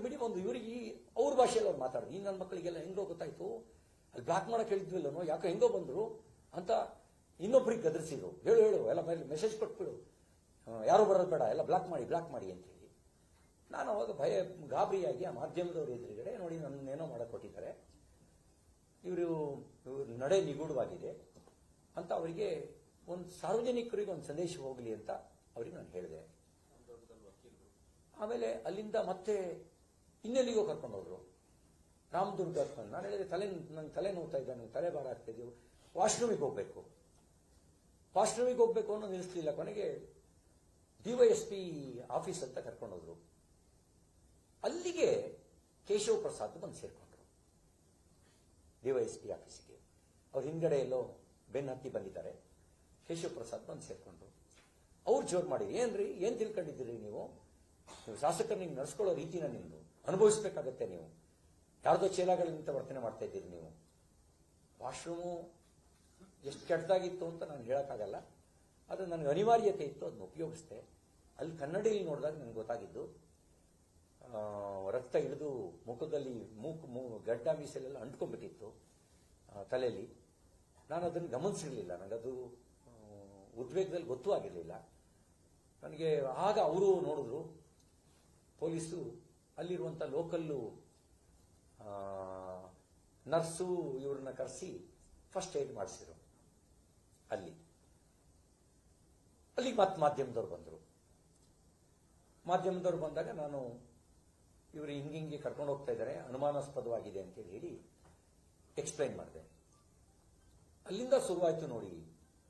ಅಂದ್ರೆ ಅದು 3 ಗಂಟೆ ಸುಮಾರಿಗೆ, ಅಂದ್ರೆ 11:45 3 ಗಂಟೆವರೆಗೂ ನನ್ನ ಟ್ರೀಟ್ಮೆಂಟ್ ಇಲ್ಲ, ಕುಡಿಯಕ್ಕೆ ನೀರಿಲ್ಲ, ವಾಶ್ರೂಮಿಗೆ ಹೋಗ್ತೀನಿ ಅಂದ್ರೆ ಜಾಗ ಇಲ್ಲ. ಯಾವುದೋ ಹಳ್ಳಿ ರಸ್ತೆಯಲ್ಲಿ ಗಲ್ಲಿಯಲ್ಲಿ ತಗೊಂಡೋಗೋದು, ಕಾಡಿನ ರಸ್ತೆಯಲ್ಲಿ ತಗೊಂಡೋಗೋದು, ಗದ್ದೆ ನಡುವೆ ತಗೊಂಡೋಗೋದು. ಅಲ್ಲಿಂದ ಮತ್ತೆ ಬ್ಯಾರಿಕೇಡ್ ಹಾಕಿ ನಮ್ಮ ಜೊತೆ ಬರ್ತಿದ್ದ ವೆಹಿಕಲ್ಗಳನ್ನೆಲ್ಲ ತಡೆದು ಒಂದು ಇದಕ್ಕೆ ಒಂದು ಗುದ್ಸಿದ್ರು, ಮಾಧ್ಯಮದ ವೆಹಿಕಲ್ಗೆ, ಪೊಲೀಸ್ನ ವೆಹಿಕಲ್ ಮೇಲೆ ಗುದ್ಸಿ ಅದನ್ನೂ ಎಲ್ಲ ಬ್ಲಾಕ್ ಮಾಡಿ ನಮ್ಮನ್ನು ಸಪರೇಟ್ ಕರ್ಕೊಂಡೋಗಿ ಒಂದು ಹಳ್ಳ ತೆಗ್ಗುಗಳಿರ್ತಕ್ಕಂಥ, ಗುಂಡಿ ಇರ್ತಕ್ಕಂಥ, ದಿಬ್ಬ ಇರ್ತಕ್ಕಂಥ ನಿಗೂಢವಾದ ದಾರಿ. ಕೊನೆಗೆ ಅದು ಹೋಗಿ ನಿಂತಿದ್ದು ಒಂದು ಸ್ಟೋನ್ ಕ್ರಷರಿಗೆ, ಡೆಡ್ ಎಂಡು, ಏನೂ ಕಾಣ್ತಾ ಇಲ್ಲ. ನಾನು ಚೀರಾಡಕ್ಕೆ ಶುರುವಾದೆ. ನೀವು ನನ್ನನ್ನು ಏನೋ ಮಾಡ್ಲಿಕ್ಕೆ ಕೊಟ್ಟಿದ್ದೀರಿ, ಇಲ್ಲಿಗೆ ಯಾಕೆ ಕರ್ಕೊಂಡು ಬಂದ್ರಿ, ಸ್ಟೋನ್ ಕ್ರಷರಿಗೆ ಏನೋ ಮಾಡಕ್ ಕೊಟ್ಟಿದ್ದೀರಿ ಅಂತ. ಸುದೈವ ವಸಾತ್ ಅಲ್ಲಿಗೂ ಪೊಲೀಸ್ ಇದು ಮಾಧ್ಯಮದವರು ಬಂದರು, ಬೈಕ್ನಲ್ಲಿ ಬಂದರು, ಅಲ್ಲಿಗೆ ಕಾರ್ನಲ್ಲಿ ಬಂದರು, ಬೈಕ್ ಹಿಂದ್ಗಡೆ ಇನ್ನೊಂದು ಕಾರ್ನಲ್ಲಿ ಬಂದರು. ಆವಾಗ ನಾನು ಮತ್ತೆ ಚೀರಾಡಿದೆ, ನಾನೇನೋ ಮಾಡ್ತಾರೆ ಇವರು, ಇಲ್ಲಿಗೆಲ್ಲ ಕರ್ಕೊಂಡು ಬಂದಿದ್ದಾರೆ. ಆಮೇಲೆ ಮತ್ತೆ ಇವ್ರು ಇಳಿದು ಓಡೋದ್ರು, ಮತ್ತೆ ಮಾತಾಡ್ಲಿಕ್ಕೆ ಶುರು ಮಾಡಿದ್ರು. ಕೇಶವ ಪ್ರಸಾದ್ ತರಡಕ್ಕೆ ತಗೊಂಡ್ರು, ನಾನು ರವಿ ಜೊತೆಲೇ ಹತ್ತೀನಿ, ನೀವೇನೋ ಇದು ಮಾಡಕ್ ಕೊಟ್ಟಿದ್ದೀರಿ, ನೀವು ಯಾಕ್ರಿ ಇದು ಮಾಡ್ತೀರಿ ಅಂತ ತರಾಟೆ ಕುತ್ಕೊಂಡು ಫೋರ್ಸಿಬಲಿ ಬಂದು ನನ್ನ ಗಾಡಿನಲ್ಲಿ ಬಂದು ಕೂತ್ಕೊಂಡ್ರು. ಪ್ರತಿ 10 ನಿಮಿಷ 15 ನಿಮಿಷಕ್ಕೂ ಟೆಲಿಫೋನ್ ಕರೆ ಬರ್ತಿತ್ತು. ಆಮೇಲೆ ಅವನು ರೈಟ್ ಅನ್ನೋನು, ರೈಟ್ ತಿರುಗಿಸೋನವನು, ಲೆಫ್ಟ್ ತಿರುಗಿಸೋನವನು, ಯೂಟರ್ನ್ ಅನ್ನೋನು, ಈ ತರ ನಡೀತಿತ್ತು. ಎಲ್ಲಿ ಕರ್ಕೊಂಡು ಹೋಗ್ತಾರೆ, ಎಲ್ಲಿ ಬಿಡ್ತಾರೆ ಏನು ಗೊತ್ತಿರಲಿಲ್ಲ. ಕೆಲವೊಮ್ಮೆ ನನ್ನ ನಂಪರು ಮತ್ತೆ ಸಡನ್ ಎಚ್ಚರ. ಆಮೇಲೆ ಅವ್ನು ಫೋನ್ ಸೀಸ್ ಮಾಡಿ ಅಂತ ಹೇಳಿ ಒಂದು 20ಕ್ಕೂ ಹೆಚ್ಚು ಬಾರಿ ನನ್ನನ್ನು ಫೋರ್ಸಿಬಲಿ ಫೋನ್ ಕಿತ್ಕೊಳ್ಳೋ ಪ್ರಯತ್ನ ಮಾಡಿದ್ರು. ಆಗ ನಾನು ಸ್ವಲ್ಪ ಆಕ್ರೋಶಭರಿತನಾಗಿ, ನನ್ನೇನಾದ್ರು ಫೋರ್ಸಿಬಲಿ ಕಿತ್ಕೊಂಡ್ರೆ ನನ್ನ ಅರೆಸ್ಟ್ ಮಾಡಿದ್ದೀರಾ ಹೇಳಿ, FIR ಕಾಪಿ ಕೊಡಿ, ನನ್ನೇನಾದ್ರು ಈ ರೀತಿ ಫೋರ್ಸಿಬಲಿ ಮಾಡಿದ್ರೆ ನಾನು ಹಳೆ ರವಿ ಆಗ್ಬೇಕಾಗತ್ತೆ ಅಂತ ಜೋರು ತಳ್ಳಾಟ ನೂಕಾಟ ಜಟಾಪಟಿಯೊಳಗೆ ನಡೀತು. ಅವರು ನನ್ನನ್ನು ಕುತ್ತಿಗೆ ಹಿಡಿದು ಫೋರ್ಸಿಬಲಿ ಜೋಬಿ ಕೈಯಾಗಿ ಕಿತ್ಕೊಳಕ್ ಮಾಡಿದ್ರು. ನಾನು ಜರ್ಕಿನನ್ನು ಸೇರಿಸಿ ಜಿಪ್ ಹಾಕಿ ಗಟ್ಟಿ ಹಿಡ್ಕೊಂಡೆ. ಯಾಕೆಂದ್ರೆ ನನ್ನ ಹೆಂಡತಿಗೆ ನಾನು ಲೈವ್ ಲೊಕೇಶನ್ ಹಾಕಿದ್ದೆ, ನನ್ನ ಚಲನವಲನಗಳು ಗೊತ್ತಾಗಲಿ ಅಂತ ಲೊಕೇಶನ್ ಹಾಕಿದ್ದೆ. ಆ ಕಾರಣಕ್ಕೆ ನಾನು ಕೊಡ್ಲಿಲ್ಲ. ಆಮೇಲೆ ಇವ್ರಿಗೆ ಕೇಳ್ತಾ ಇತ್ತು, ಹೇಯ್ ದಾಂಡಿಗ್ರಿದ್ದೀರಿ ನೀವು, ಒಂದು ಫೋನ್ ಕಿತ್ಕೊಳ್ಳೋಕ್ಕಾಗಲ್ಲ, ಎಷ್ಟು ಜನ ಇದ್ದಾರೋ ಅವನು. ಸರ್ ಈ ಕೇಶವ ಪ್ರಸಾದ್ ಬಂದು ಕೂತಿದ್ದಾರೆ ಸರ್, ಫೋನ್ ಕಿತ್ಕೊಳ್ಳೋಕ್ಕಾಗಲ್ಲ ನಿಮಗೆ ಅನ್ನೋದು ನನಗೆ ಕೇಳ್ತಾ ಇತ್ತು. ಯಾರು ಹೇಳ್ತಾ ಇದ್ದಾರೆ ಅಂತ ಗೊತ್ತಾಗ್ತಿರ್ಲಿಲ್ಲ. ನಾನು ಹೇಳಿದೆ ಯಾರು ನಿಮಗೆ ಫೋನ್ ಮಾಡ್ತಿರೋದು, ಕೆಲವೊಂದು ಸರಿ ಯಾವನ್ ನಿಮಗೆ ಫೋನ್ ಮಾಡ್ತಿರೋದು, ಕೊಡು ಈ ಫೋನಿಗೆ ನಾನೇ ಮಾತಾಡ್ತೀನಿ ಅಂತ ಹೇಳಿದ್ರೆ ಅವ್ರು ಫೋನ್ ನನಗೆ ಕೊಡ್ತಿರ್ಲಿಲ್ಲ. ಡೈರೆಕ್ಷನ್ಗಳು ಬರ್ತಾ ಇತ್ತು. ನನಗೆ ಗೊತ್ತಿರೋ ಪ್ರಕಾರ ಚಿದಂಬರಂ ಅಂತ ರಾಮದುರ್ಗದ DYSP, ಗಂಗಾಧರ್ ಅಂತ ಮಾರ್ಕೆಟ್ನ ACP, ಪ್ರವೀಣ್ ಅಂತ ಇನ್ನೊಂದು ಬದಿನಲ್ಲಿ ಪ್ರವೀಣ್ ಅಂತ ಕಿತ್ತೂರಿನ PSI. ಇವರು ಒಬ್ರು ಚಿದಂಬರ್ ಒಂದು ಕಡೆಗೆ, ಗಂಗಾಧರ್ ಒಂದು ಕಡೆಗೆ, ಪ್ರವೀಣ್ ಒಂದು ಕಡೆಗೆ, ಕಿತ್ತೂರಿನ PSI. ಗಂಗಾಧರ್ ಬೆಳಗಾಂ ಮಾರ್ಕೆಟ್ನ ACP, ಚಿದಂಬರ್ ಅಲ್ಲ ಅವ್ರು ಜುಡಿಷಿಯಲ್ ಮಾಡ್ತಾರೆ. ಚಿದಂಬರ್ DYSP ರಾಮದುರ್ಗ. ಹಿಂದ್ಗಡೆ ಮುಂದ್ಗಡೆ ಯಾರಿದ್ರು ನಂಗೆ ಗೊತ್ತಿಲ್ಲ. ಇವ್ರುಗಳದ್ದು ಫೋನ್ನಲ್ಲಿ ನಿಗೂಢ, ಒಬ್ಬೊಬ್ರು ನಿಲ್ಲಿಸ್ಕೊಳ್ಳೋದು, ಅಲ್ಲಲ್ಲಿ ಕರ್ಕೊಂಡು ಹೋಗೋದು, ಫೋನಲ್ಲಿ ಮಾತಾಡೋದು, 10 ನಿಮಿಷಕ್ಕೂ ಡೈರೆಕ್ಷನ್ ಬರೋದು, ಇದು ನಡೀತಿತ್ತು. ಅಲ್ಲಿಂದ ಅಲ್ಲಿಂದ ಬಲವಾದ ಬ್ಯಾರಿಕೇಡ್ ಹಾಕಿ ಮಾಧ್ಯಮನೆಲ್ಲ ತಪ್ಪಿಸಿ ಅಟರ್ಲಿ ಫೋರ್ಸಿಬಲಿ ಕೇಶವ ಪ್ರಸಾದರನ್ನ ನಮ್ಮನ್ನು ಸಪರೇಟ್ ಮಾಡಿದ್ದೇನೆ. ಕೇಶವ ಪ್ರಸಾದ್ ಎಳೆದು ಕೂರಿಸಿ ನನ್ನ ಒಬ್ಬನೇ ಕರ್ಕೊಂಡೋದ್ರು. ಅಲ್ಲಿಂದ ಲೋಕಾಪುರದ ದಾರಿ ಹಿಡಿತು, ಮುದೋಳಿಗೆ ಹೋಯ್ತು ಗಾಡಿ. ಮುದೋಳು 12 ಕಿಲೋಮೀಟರ್ ಅಂತ ಬೋರ್ಡ್ ನೋಡಿದೆ ನಾನು. ಅಲ್ಲಿ ಮತ್ತೆ ಫೋನ್ ಕಿತ್ಕೊಂಡಿಲ್ಲ ಅಂತೇಳಿ ಇನ್ಯಾರೋ ಒಂದಿಬ್ರು ಹೊಸಬ್ರು ಬಂದ್ರು. ಅವನೊಬ್ಬ ದಡೂತಿ ಇದ್ದ, ಕುಡ್ದಿದ್ದ, ಅವನು ಯಾರು ಅಂತ ನಂಗೆ ಗೊತ್ತಿಲ್ಲ. ವಾಸನೆ ಬರ್ತಾ ಇತ್ತು ಅವನ ಬಾಯಿಂದ, ದಡೂತಿ ಇದ್ದ. ಆತ 2 ಕೈಯಿಂದ ಹಿಂಗ ಔಚ್ಕೊಂಡು ಫೋನ್ ಕಿತ್ಕೊಳ್ಳೋಕೆ ಪ್ರಯತ್ನ ಮಾಡ್ದ. ನಾನೇನ್ ಮಾಡಿದೆ, ನನ್ನ ತಲೆನ ಜೋರಾಗಿ ಚೆಚ್ಕೊಳಕ್ ಶುರು ಮಾಡಿದೆ. ಇವನಿಗೆ ಎಲ್ಲ ಚೆಚ್ಕೊಂಡು ಜೋರಾಗಿ ಡೋರ್ನ ಎಲ್ಲ ಒದ್ದೆ. ಡೋರ್ನೆಲ್ಲ ಒದ್ದೆ. ನೀನು ಫೋನ್ ಕಿತ್ಕೊಂಡ್ರೆ ನಾನು ಯಾವ ಕಾರಣಕ್ಕೂ ಸುಮ್ಮನಿರಲ್ಲ, ನಾನು ನಗದೋಗ್ತೀನಿ, ನನ್ನ ಕೆತ್ತು ಜೋರಾಗಿ ಒದ್ದೆ. ಆವಾಗ ಹಿಂಗೆ ಫೋರ್ಸ್ ಮಾಡ್ತಿದ್ದಾರೆ ಅಂತ ಹೇಳಿ, ನಾವೇನ್ ಮಾಡೋಕ್ಕಾಗತ್ತೆ, ನಮ್ದೊಂದು ಕರ್ಮ, ನಾವು ಕಾಕಿ ಬಟ್ಟೆ ಹಾಕಿರೋದಕ್ಕೆ. ಮೇಲ್ಗಡೆ ನೋಡಿದ್ರೆ ಹಂಗಿದ್ ಮಾಡ್ತಾರೆ, ಇಲ್ಲಿ ನಾವೇನ್ ಮಾಡೋಕ್ಕಾಗತ್ತೆ, ನಾಳೆ ನಾವು ತಲೆ ಕೊಡಬೇಕಾದ್ರೆ ನಮ್ಮ ತಲೆ ಹೋಗುತ್ತೆ ಅಂತ ಅಂದ್ಕೊಂಡು, ಕೊನೆಗೆ ನಾನು ಯಾವಾಗ ಮತ್ತೆ ರಕ್ತ ಬರಕ್ಕೆ ಶುರುವಾಯಿತು, ಅವರು ಭಯಗೊಂಡು ನನ್ನ ಮೊಬೈಲ್ನ ಮುಟ್ಟಲಿಲ್ಲ. ಆಮೇಲೆ ಮತ್ತೆ ಒಂದಷ್ಟು ದೂರ ಕರ್ಕೊಂಡು ಹೋದ್ರು, ಗದ್ದೆ ಒಳಗೆ ನಿಲ್ಲಿಸ್ಕೊಂಡ್ರು. ಸರ್ ನಿಮ್ ಕಾಲು ಹಿಡಿತೀವಿ ಸರ್, ನಿಮ್ಗೇನು ಮಾಡೋಕ್ಕಾಗಲ್ಲ ಸರ್, ನಾವೇನು ಮಾಡಲ್ಲ ಸರ್, ಫೋನ್ ಕೊಟ್ಬಿಡಿ ಸರ್ ಅಂದ್ರು. ನಾನು ಹೇಳಿದೆ ಫೋನಿನ ವಿಷಯ ಎತ್ತಿರು ಹುಷಾರ್, ನನ್ನ ನನ್ನನ್ನು ನೀವು ಅರೆಸ್ಟ್ ಮಾಡಿದ್ರೆ ಯಾವ ಕಾರಣಕ್ಕೆ ಅರೆಸ್ಟ್ ಮಾಡಿದ್ರಿ ಅಂತ ತೋರಿಸಿ. ಅರೆಸ್ಟ್ ಮಾಡಿ ಕಸ್ಟಡಿ ಕೊಟ್ಟು FIR ಕೊಟ್ಟು ಆಮೇಲೆ ನೀವು ಬೇಕಾದ್ರೆ ನಂದು ಪಂಚನಾಮೆ ಮಾಡಿ ಜಪ್ತಿ ಮಾಡಿ, ನನ್ನ ಹತ್ರ ಏನಿದೆ ಅಲ್ಲ. ಈಗ ನಾನು ಹುಷಾರ್, ನನಗೆ ಹೆಂಗ್ ನಡ್ಕೋತೀರಿ ಅಂದ್ರೆ ನೀವು ಬೇರೆಯವ್ರಿಗೆ ಹೆಂಗ್ ನಡ್ಕೋತೀರಿ ಅಂತ ನಾನು ಸ್ವಲ್ಪ ರೌದ್ರಾವತಾರ ತಾಳಿ ಹಲ್ಲು ಕೊಡದು ಅವ್ರು ಭಯಗೊಂಡ್ರು. ಆಮೇಲೆ ಎಲ್ಲ ಅನುನಯಿಸೋದೇ ಬಂತು. ಹಾಳಾದವ್ ನಾವು ಹೇಳಪ್ಪ ಅವರಿಗೆ, ಒಬ್ಬ ಇನ್ನೊಬ್ನಿಗೆ ಹೇಳೋದು ಸರ್ ನೀವು ಮಾತಾಡಿ ಸರ್ ಅನ್ನೋದು, ಇನ್ನೊಬ್ಬ ನೀವು ಮಾತಾಡಿ ಅನ್ನೋದು, ನಾನೊಬ್ಬನೇ ಮಾತಾಡ್ತಿದ್ದೀನಿ ಅನ್ನೋದು. ನಿಮ್ಮ ಕಾಲಿಡಿದ್ದೀವಿ ಸರ್, ನಿಮ್ಮ ಕಾಲಿಡಿತೀವಿ ಸರ್, ಕಾಲು ಮುಟ್ಟಕ್ಕೆ ಬರೋದು ಕೊಟ್ಬಿಡಿ ಸರ್, ಅಲ್ಲಿ ಮೇಲಿಂದ ಇದು ಮಾಡ್ತಿದ್ದಾರೆ ಸರ್ ಅಂತ ಹೇಳಿದ್ರು. ಯಾವನ್ ಮೇಲಿಂದ ಹೇಳು ಹೇಳ್ತಿರ್ಲಿ. ಆ ಮುದೋಳು ಹತ್ತತ್ರ ಇದ್ದಾಗ ಗ್ರಾಮಾಂತರ SP ಬಂದು ಕೂತ್ಕೊಂಡ್ರು. ಅವ್ರು ನನಗೆ ನಾನು ಭೀಮಾಶಂಕರ್ ಗುಳೇದು ಏನೋ ಇರಬೇಕು ಹೆಸರು ಪರಿಚಯ ಮಾಡಿಕೊಂಡ್ರು. ನನಗೆ ನಿಮ್ಗೆ ನಾನು ಮೀಟ್ ಮಾಡಿದ್ದೀನಿ ಅಂತಂದ್ರು. ಆಮೇಲೆ ಇರಲಿ ಅಂತಂದೆ. ಆಮೇಲೆ ಏನು ತೊಂದರೆ ಆಗಲ್ಲ, ಹೆದರಬೇಡಿ ಅಂದರು. ಹೆದರದೇನ್ರಿ, ನೀವು ನಡ್ಸ್ಕೊಳ್ತಿರೋ ರೀತಿ ಏನ್ರಿ ನೀವು ಅಂತ ನಾನು ಜೋರು ಮಾಡಿದೆ. ಸರ್ ಫೋನ್ ಕೊಟ್ಬಿಡಿ ಸರ್ ಅಂದರು. ಇನ್ನೊಬ್ಬ ಬಾಕಿ ಇದ್ದೆ ಫೋನ್ ಕೇಳೋಕ್ಕೆ. ನನ್ನನ್ನು ಯಾಕೆ ಇಲ್ಲಿ ಅರೆಸ್ಟ್ ಮಾಡಿದ್ರಿ ಹೇಳಿಲ್ಲಿ ಅಂತಂದೆ.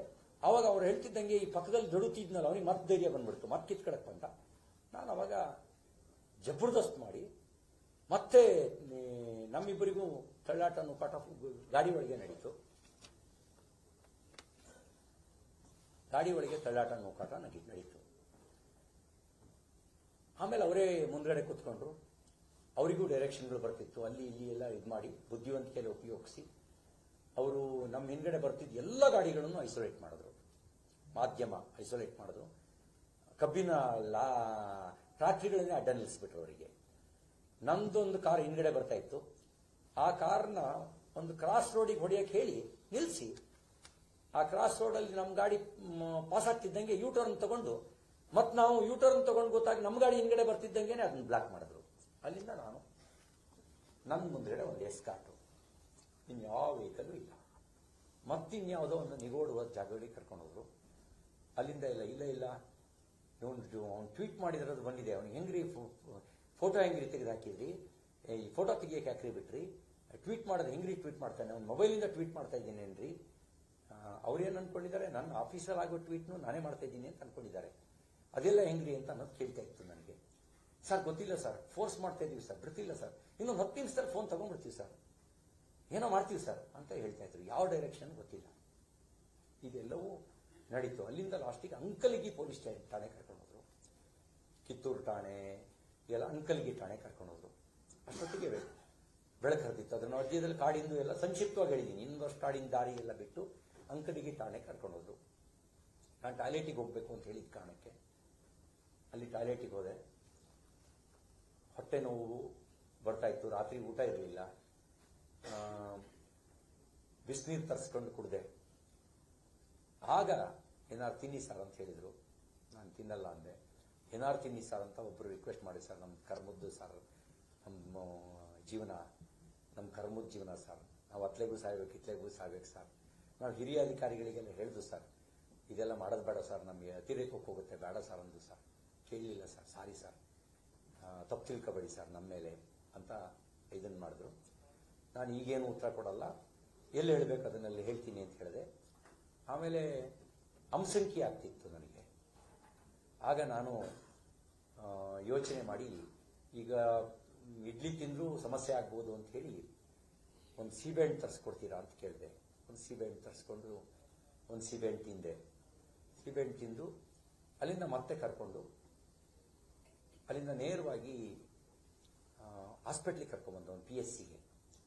ಡಾಕ್ಟ್ರಿಗೆ ಎಲ್ಲೆಲ್ಲಿ ಪೆಟ್ಟು ಬಿದ್ದಿದೆ ಅನ್ನೋದನ್ನು ನಾನು ಎಕ್ಸ್ಪ್ಲೈನ್ ಮಾಡಿದೆ. ಅಲ್ಲಿ BP ಚೆಕ್ ಮಾಡಿದ್ರು. BP ಸ್ವಲ್ಪ ಜಾಸ್ತಿ ಇತ್ತು. ನನಗೆ ಯಾವತ್ತೂ BP ಇರಲ್ಲ, ನಾರ್ಮಲ್ BP, ಅವತ್ತು ಜಾಸ್ತಿ ಇತ್ತು. ಆಮೇಲೆ ಪೆಟ್ಟು ಬಿದ್ದಿರೋದು ಏನೇನೆಲ್ಲ ಕೇಳಿ ಅವ್ರಿಗೆ ಹೇಳಿದ್ರು. ತಕ್ಷಣ ನೀವೊಂದು ಸ್ಕ್ಯಾನಿಂಗ್ ಮಾಡಿಸ್ಬೇಕು ಅಂತ ಹೇಳಿದ್ರು. ಚೆಸ್ಟ್ ಪೇಯ್ನು ಅಂತಿದ್ದಾರೆ. ಲಿವರ್ ಒಳಗಡೆ ಮೂಗೇಟು, ಹೊರಗಡೆ ಮೂಗೇಟು ಬಿದ್ದಿದೆ, ಒಳಗೇನಾಗಿದೆ ಗೊತ್ತಿಲ್ಲ, ಒಂದು ಎಕ್ಸ್ರೇ ಮತ್ತು ಸ್ಕ್ಯಾನಿಂಗ್ ಮಾಡಿಸಿ ಅಂತೇಳಿ ಅವ್ರು ಬರೆದು ಕೊಟ್ಟರು. ಅವ್ರಿಗೆ ಬರೆದು ಕೊಟ್ಟು ಹೇಳ್ತಿದ್ದಂಗೆ ಮತ್ತೆ ನನ್ನನ್ನು ಹೊರಗಡೆ ಕೂರಿಸಿ ಪೊಲೀಸ್ ಆಫೀಸರ್ಸೇ ಒಳಗೋದ್ರು. ಏನು ಮಾತಾಡಿದ್ರು ಡಾಕ್ಟರ್ ಹತ್ರ ಗೊತ್ತಿಲ್ಲ, ಏನು ಬರ್ಸ್ಕೊಂಡು ಫೈನಲ್ ರಿಪೋರ್ಟ್ ಕೊಟ್ಟರು ನಂಗೆ ಗೊತ್ತಿಲ್ಲ. ಆಮೇಲೆ ಕೋರ್ಟಿಗೆ ಕರ್ಕೊಂಡು ಬಂದರು. ಇಲ್ಲಿರೋದು ಈ ರೀತಿ ನಿಗೂಢವಾಗಿ ಯಾಕೆ ನಡ್ಕೊಂಡ್ರು? ನನಗೆ ಅನುಮಾನ ಇರೋದು ಏನೋ ಸಂಚು ನಡೆಸಿದ್ರು ಅಂತ ನನಗೆ ಅನುಮಾನ. ಕಬ್ಬಿನ ಗದ್ದೆ ಕ್ರಷರು ಎಲ್ಲ ಕರ್ಕೊಂಡು ಹೋದಾಗ ಯಾರನ್ನೋ ಕರೆಸಿ ಹಲ್ಲೆ ಮಾಡಿಸುವ ಅಥವಾ ಗುಂಪು ಹೊಡೆದು ಸಾಯಿಸಿದೆ ಅಂತ ಸಾಯಿಸುವ ಉದ್ದೇಶ ಇತ್ತೇನೋ ಅಂತ ನನಗೆ ಅನುಮಾನ. ಯಾಕೆಂದ್ರೆ ವಿಧಾನ ಪರಿಷತ್ತಿನ ಒಳಗೇನೆ ನಿನ್ನನ್ನು ನೋಡ್ಕೊಳ್ತೀವಿ, ಹೊರಗಡೆ ಬಾ ಅಂತ ಧಮಕಿ ಹಾಕಿ ನಿನ್ನ ವಿಧಾನ ಮಂಡಲದ ಮೊಗಸಾಲಿನಲ್ಲೇ ನಿನ್ನ ಪೀಸ್ ಮಾಡಿ ಕಳಿಸ್ತೀವಿ ಅಂತ ಬೆದರಿಕೆ ಹಾಕಿ ಹಲ್ಲೆ ಮಾಡಿದ್ರು. ಇದೆಲ್ಲ ನಡೆದಿದ್ದನ್ನು ನೋಡಿದಾಗ ನನಗೆ ಈ ತರ ಯೋಚನೆಗಳು ಬರಕ್ಕೆ ಶುರುವಾಯಿತು. ಇದೆಲ್ಲ ಮಾಡಕ್ಕೇನೆ ನಾನು ಹಿಂಗೆ ಕರ್ಕೊಂಡು ಬಂದಿರ್ಬೋದಾ? ಮಾಧ್ಯಮದಲ್ಲಿ ಬರದೇ ಇದ್ರೆ ನನ್ನ ಗತಿ ಏನಾಗ್ತಿತ್ತು? ಕೇಶವ ಪ್ರಸಾದ್ ಬರದೇ ಇದ್ರೆ ನನ್ನ ಗತಿ ಏನಾಗ್ತಿತ್ತು? ಅಲ್ಲಲ್ಲಿ ಸ್ಥಳೀಯ ಕಾರ್ಯಕರ್ತರು ಬರದೇ ಇದ್ರೆ ನನ್ನ ಗತಿ ಏನಾಗ್ತಿತ್ತು ಅಂತ ನಾನು ಯೋಚನೆ ಮಾಡಿದೆ. ಕೊನೆ ಕೋರ್ಟಿಗೆ ಕರ್ಕೊಂಡು ಬಂದಾಗ ಎಲ್ಲವನ್ನು ಸಂಕ್ಷಿಪ್ತವಾಗಿ ಈ ಎಲ್ಲವನ್ನು ನಾನು ನ್ಯಾಯಾಧೀಶರ ಮುಂದೆ ದಾಖಲು ಮಾಡಿಸಿದ್ದೀನಿ. ಅವರು ಎಲ್ಲೆಲ್ಲಿಂದ ಕರ್ಕೊಂಡು ಹೋದ್ರು ಅನ್ನೋದು ಊರುಗಳ ಹೆಸರನ್ನು ನನಗೂ ನೆನಪಿದ್ದನ್ನ ನಾನು ನೋಡಿದ್ದನ್ನ ಊರುಗಳ ಹೆಸರನ್ನು ಹೇಳಿದ್ದೀನಿ. ಮತ್ತೆ ಏನೇನು ಮಾಡಿದ್ರು ಅನ್ನೋದನ್ನು ದಾಖಲು ಮಾಡುವಂತ ಕೆಲಸವನ್ನ ಮಾಡಿದ್ದೀನಿ. ನಾನು ಕೇಳಲಿಕ್ಕೆ ಬಯಸೋದು, ನೀವು ಒಬ್ಬ ಜನಪ್ರತಿನಿಧಿಗೆ ಹಿಂಗೆ ನಡೆಸ್ಕೊಂಡ್ರಿ, ನಾನು ಕೊಟ್ಟ ದೂರನ್ನು ಸ್ವೀಕಾರ ಮಾಡಲಿಲ್ಲ. ಶ್ರೀಮತಿ ಲಕ್ಷ್ಮೀ ಹೆಬ್ಬಾಳ್ಕರ್ ಕೊಟ್ಟ ದೂರನ್ನು ಸ್ವೀಕಾರ ಮಾಡಿದ್ರಿ, ನಾನು ಕೊಟ್ಟ ದೂರನ್ನು ಸ್ವೀಕಾರ ಮಾಡಲಿಲ್ಲ. FIR ರಿಜಿಸ್ಟರ್ ಮಾಡಲಿಲ್ಲ. ನನ್ನ ಮೇಲೆ ಹಲ್ಲೆ ಆಗಿರೋದಕ್ಕೆ ವಿಜುವಲ್ಸ್ ಇದೆ, CCTV ಅಲ್ಲದೆ ಮಾರ್ಷಲ್ಗಳು ಕೂಡ ಕ್ಯಾಪ್ಚರ್ ಮಾಡ್ಕೊಂಡಿದ್ರು. ನೀವೇನು ನನ್ನ ಮೇಲೆ ಆರೋಪ ಮಾಡ್ತಾ ಇದ್ದೀರಿ? ಹಾಗಲಕಾಯಿಗೆ ಬೇವಿನಕಾಯಿ ಸಾಕ್ಷಿ ಕೊಟ್ಟಿದ್ದೀರಿ, ಅದು ಬಿಟ್ಟರೆ ಬೇರೆ ಇನ್ನೇನು ನಿಮ್ಮ ಹತ್ರ ಇಲ್ಲ. ಆದರೆ ನನ್ನ FIR ರಿಜಿಸ್ಟರ್ ಆಗಲಿಲ್ಲ. ಕಾನೂನು ಎಲ್ರಿಗೂ ಸಮಾನವೋ ಹೌದೋ ಅಲ್ವೋ? ಅಂಬೇಡ್ಕರ್ ಕೊಟ್ಟಿರುವ ಸಂವಿಧಾನ ಎಲ್ರಿಗೂ ಸಮಾನ ಹಕ್ಕು ಕೊಟ್ಟಿದೆ. ನೀವೇನ್ ಮಾಡಿದ್ರಿ? ಲಕ್ಷ್ಮೀ ಹೆಬ್ಬಾಳ್ಕರ್ರಿಗೆ ವಿಶೇಷ ಹಕ್ಕು ಕೊಟ್ರಿ, ನನ್ನ ಹಕ್ಕನ್ನು ಕಿತ್ಕೊಂಡ್ರಿ. ನೀವು ನಡ್ಕೊಂಡ ರೀತಿ ಸಾಮಾನ್ಯ ಜನರಿಗೂ ನಡೆಸ್ಕೊಳ್ಳುವ ರೀತಿ ಅಲ್ಲ, ಮಾನವ ಹಕ್ಕುಗಳು ಉಲ್ಲಂಘನೆ ಆಗಿದೆ. ಆ ರೀತಿ ನೀವು ನಡ್ಕೊಂಡ್ರಿ. ನನ್ನನ್ನು ಯಾವಾಗ ನೀವು ಕಸ್ಟಡಿಗೆ ತಗೊಂಡ್ರಿ? ಅದನ್ನು ಯಾಕೆ ಇಂಟಿಮೇಟ್ ಮಾಡಲಿಲ್ಲ? ನನಗೆ ನೋಟಿಸ್ ಕೊಟ್ರ? ಯಾವಾಗ ನೋಟಿಸ್ ಕೊಟ್ಟಿದ್ದೀರಿ? ನೋಟಿಸ್ ಕೊಟ್ಟು ನಾನು ವಿಚಾರಣೆಗೆ ಬರದೇ ಇದ್ರೆ ನೀವು ನನ್ನನ್ನು ಅರೆಸ್ಟ್ ಮಾಡಬೇಕು. ನೀವೆಲ್ಲಿ ನೋಟಿಸ್ ಕೊಟ್ಟಿದ್ದೀರಿ ನನಗೆ? ವಿಧಾನಸಭಾ ಸಭಾಧ್ಯಕ್ಷರ ಅನುಮತಿ ನೀವು ಪಡೆದಿದ್ರಾ ನನ್ನ ಅರೆಸ್ಟ್ ಮಾಡೋದಕ್ಕೆ? ವಿಧಾನಮಂಡಲದ ಪರಿಮಿತಿಯೊಳಗೆ ಅರೆಸ್ಟ್ ಮಾಡೋದಕ್ಕೆ ನನ್ನ ಅನುಮತಿಯನ್ನು ಪಡೆದಿದ್ರಾ? ವಿಧಾನ ಪರಿಷತ್ತಿನ ಒಳಗೆ ನಡೆದ ವಿದ್ಯಮಾನದ ದೂರಿಗೆ ಅವರ ಅನುಮತಿ ಇಲ್ಲದೆ ನೀವು ಹೇಗೆ ನನ್ನ ಮೇಲೆ FIR ರಿಜಿಸ್ಟರ್ ಮಾಡಿದ್ರಿ? ಇದೆಲ್ಲ ನೋಡಿದಾಗ ಇದೊಂದು ಷಡ್ಯಂತ್ರ ಇದ್ದಂತಿದೆ. ಅದಕ್ಕೆ ನಾನು ನೇರವಾಗಿ ಆರೋಪ ಮಾಡಿದೆ. ಉಪ ಮುಖ್ಯಮಂತ್ರಿ DK ಶಿವಕುಮಾರ್ ಅವರು ಮತ್ತು ಸಚಿವೆ ಲಕ್ಷ್ಮೀ ಹೆಬ್ಬಾಳ್ಕರ್ ಅವರು ಏನೋ ಷಡ್ಯಂತ್ರ ನಡೆಸಿದ್ದಾರೆ ಅಂತಕ್ಕಂಥ ಆರೋಪವನ್ನ ನಾನು ಮಾಡಿದೆ. ನನಗೀಗಲೂ ನನ್ನ ಜೀವ ಬೆದರಿಕೆ ಇದೆ. ನನ್ನ ಸೂಕ್ತ ರಕ್ಷಣೆ ಕೊಡೋದು ಸರ್ಕಾರದ ಜವಾಬ್ದಾರಿ ಇದೆ. ನನಗೇನಾದ್ರು ಅನಾಹುತ ಆದರೆ ಅದಕ್ಕೆ ಹೊಣೆಯನ್ನ ಸರ್ಕಾರವೇ ಹೊತ್ಕೊಳ್ಬೇಕಾಗತ್ತೆ ಅನ್ನೋ ಮಾತನ್ನು ಹೇಳ್ತಾ, ಇನ್ನು ಉಳಿದಂತೆ ಸಂಬಂಧಪಟ್ಟಂತೆ ಕಾನೂನು ತಜ್ಞರು ನಮ್ಮ ಪಕ್ಷದ ವರಿಷ್ಠರ ಜೊತೆನಲ್ಲಿ ಸಮಾಲೋಚನೆ ನಡೆಸಿ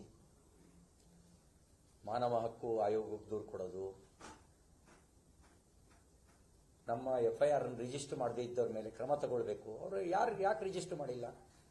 ಅವ್ರ ಮೇಲೆ ಯಾಕೆ ಕ್ರಮ ತಗೊಂಡಿಲ್ಲ? ಅವ್ರು ಸಸ್ಪೆಂಡ್ ಮಾಡಿ. ನೀವು ರಿಜಿಸ್ಟರ್ ಮಾಡದೇ ಇದ್ದವ್ರ ಮೇಲೆ ಯಾಕೆ ವಿಧಾನಸೌಧದ ಮೇಲೆ ವಿಧಾನ ಮಂಡಲದಲ್ಲಿ ನಮ್ಮ ಮೇಲೆ ದೌರ್ಜನ್ಯ ಮಾಡಿದವ್ರನ್ನ ಬಿಟ್ಟು ಕಳಿಸಿದ್ರಿ? ಅಂದ್ರೆ ನನ್ನ ಮೇಲೆ ಕೊಲೆ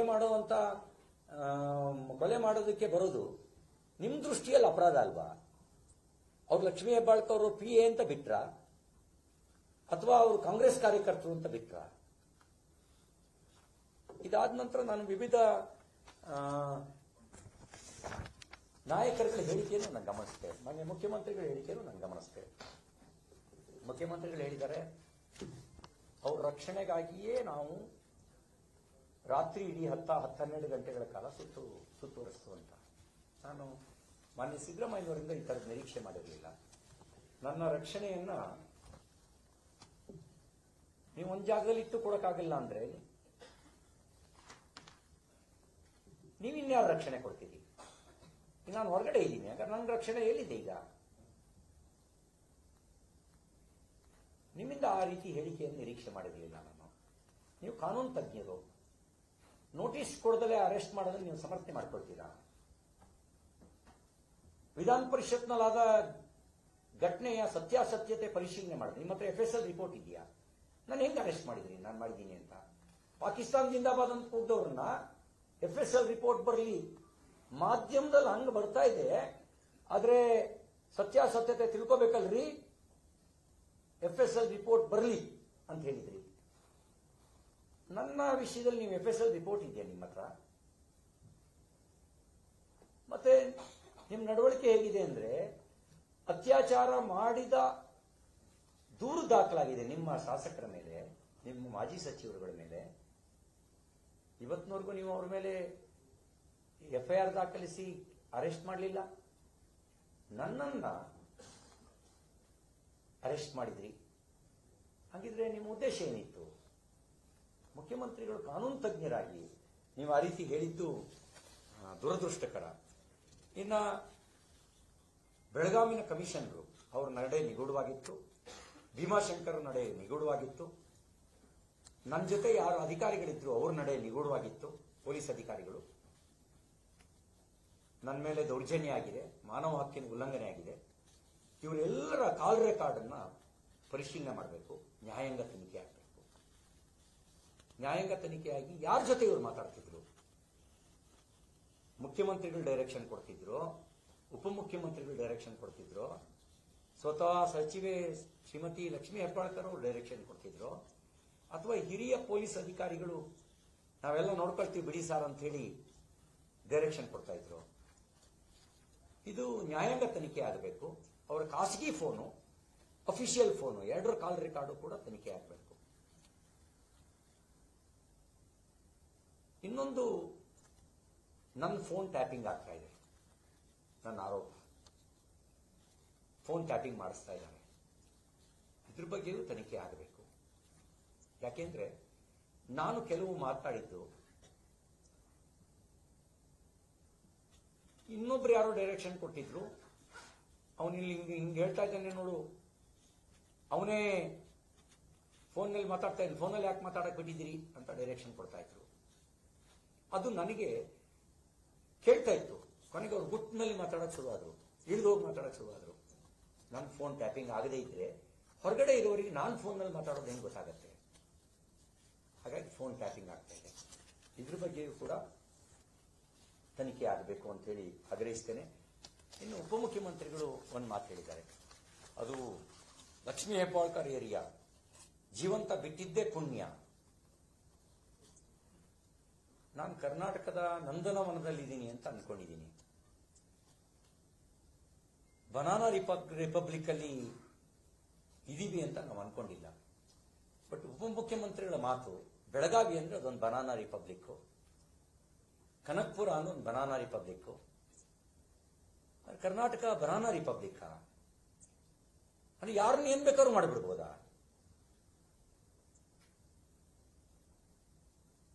ಅವರ ಹೇಳಿಕೆ ಉಪಮುಖ್ಯಮಂತ್ರಿಯ ಘನತೆಗೆ ತಕ್ಕದಲ್ಲದ ನಡವಳಿಕೆ ಆಗಿತ್ತು. ಮತ್ತೆ ಬೆದರಿಸುವ ಒಂದು ಧ್ವನಿ ಮತ್ತು ತಂತ್ರ ಕಾಣ್ತಾ ಇತ್ತು. ಇನ್ನು ಗೃಹ ಸಚಿವರು, ನಾನು ಅವ್ರನ್ನ ಕೆಟ್ಟವರು ಅಂತ ಹೇಳಕ್ಕಾಗಲ್ಲ, ಗೃಹ ಸಚಿವರು. ಆದರೆ ಗೃಹ ಸಚಿವರ ನಿಯಂತ್ರಣದಲ್ಲಿ ಗೃಹ ಇಲಾಖೆ ಇದೆಯಾ ಅನ್ನೋದು ಅನುಮಾನ ನನಗೆ. ಅವರು ನಮ್ಮೊಬ್ಬರು ಸ್ನೇಹಿತರು ಅವ್ರ ಹತ್ರ ಮಾತಾಡ್ದಾಗ ಹೇಳಿದ್ದಾರೆ, ನನಗೆ ಇನ್ಫಾರ್ಮೇಶನ್ ಇಲ್ಲ ಮಾರಾಯ, ಯಾಕೆ ಹಿಂಗ್ ಸುತ್ತಾಡಿಸಿದ್ರು ಅಂತ ನಂಗೆ ಗೊತ್ತೇ ಇಲ್ಲ ಮಾರಾಯ, ನನಗೆ ಮಾಹಿತಿನೇ ಇಲ್ಲ, ಯಾವನ್ ಡೈರೆಕ್ಷನ್ ಕೊಟ್ನೋ ಏನೋ, ಇವೆಲ್ಲ ಬೇಕಿತ್ತ ನಮ್ಗೆ ಅಂತ ಹೇಳಿ ಮುಂದುವರೆದು ಹೇಳಿದ್ದಾರೆ. ಇದೆಲ್ಲ ರವಿಯ ಪಾಪ್ಯುಲಾರಿಟಿನ ಜಾಸ್ತಿ ಮಾಡಕ್ಕೆ ನಾವೇ ಅವಕಾಶ ಮಾಡಿಕೊಟ್ಟಂಗಾಯ್ತು ಅಂತ ಹೇಳಿದ್ದಾರೆ. ಗೃಹ ಸಚಿವರೇ, ನೀವು ನಿಮ್ಮ ಹಿರಿತನ ಇಲಾಖೆಗೆ ಮಾರ್ಗದರ್ಶನ ಮಾಡಬೇಕು, ನೀವು ಅಸಹಾಯಕರಾಗಬಾರದು. ನಾನು ಆಗ್ರಹಿಸ್ತೇನೆ, ನೀವು ಗೃಹ ಸಚಿವರಾಗಿ ಕರ್ತವ್ಯ ಲೋಪ ಎಸಗಿದ ಅಧಿಕಾರಿಗಳನ್ನ ಸಸ್ಪೆಂಡ್ ಮಾಡಿ. ಆಗ ಇಲಾಖೆಯೂ ನಿಮ್ಮ ನಿಯಂತ್ರಣಕ್ಕೆ ಬರುತ್ತೆ, ನಮಗೂ ನಿಮ್ಮ ಕಾರ್ಯದಕ್ಷತೆಯ ಬಗ್ಗೆ ವಿಶ್ವಾಸ ಮೂಡುತ್ತೆ, ರಾಜ್ಯದ ಜನರಿಗೂ ವಿಶ್ವಾಸ ಮೂಡುತ್ತೆ. ವಿಶೇಷವಾಗಿ ಒಂದನ್ನು ಮರ್ತಿದ್ದೆ, ಜೆಡಿಎಸ್ನ ಶಾಸಕರು ಮತ್ತು ಕೇಂದ್ರ ಸಚಿವ ಶ್ರೀ ಕುಮಾರಸ್ವಾಮಿಯವರು ಆದಿಯಾಗಿ ಈ ಸಂದರ್ಭದಲ್ಲಿ ಬೆಂಬಲಕ್ಕೆ ನಿಂತು ಮಾತನಾಡಿ ಸಾಂತ್ವನ ಹೇಳಿದರು. ರೇವಣ್ಣವರು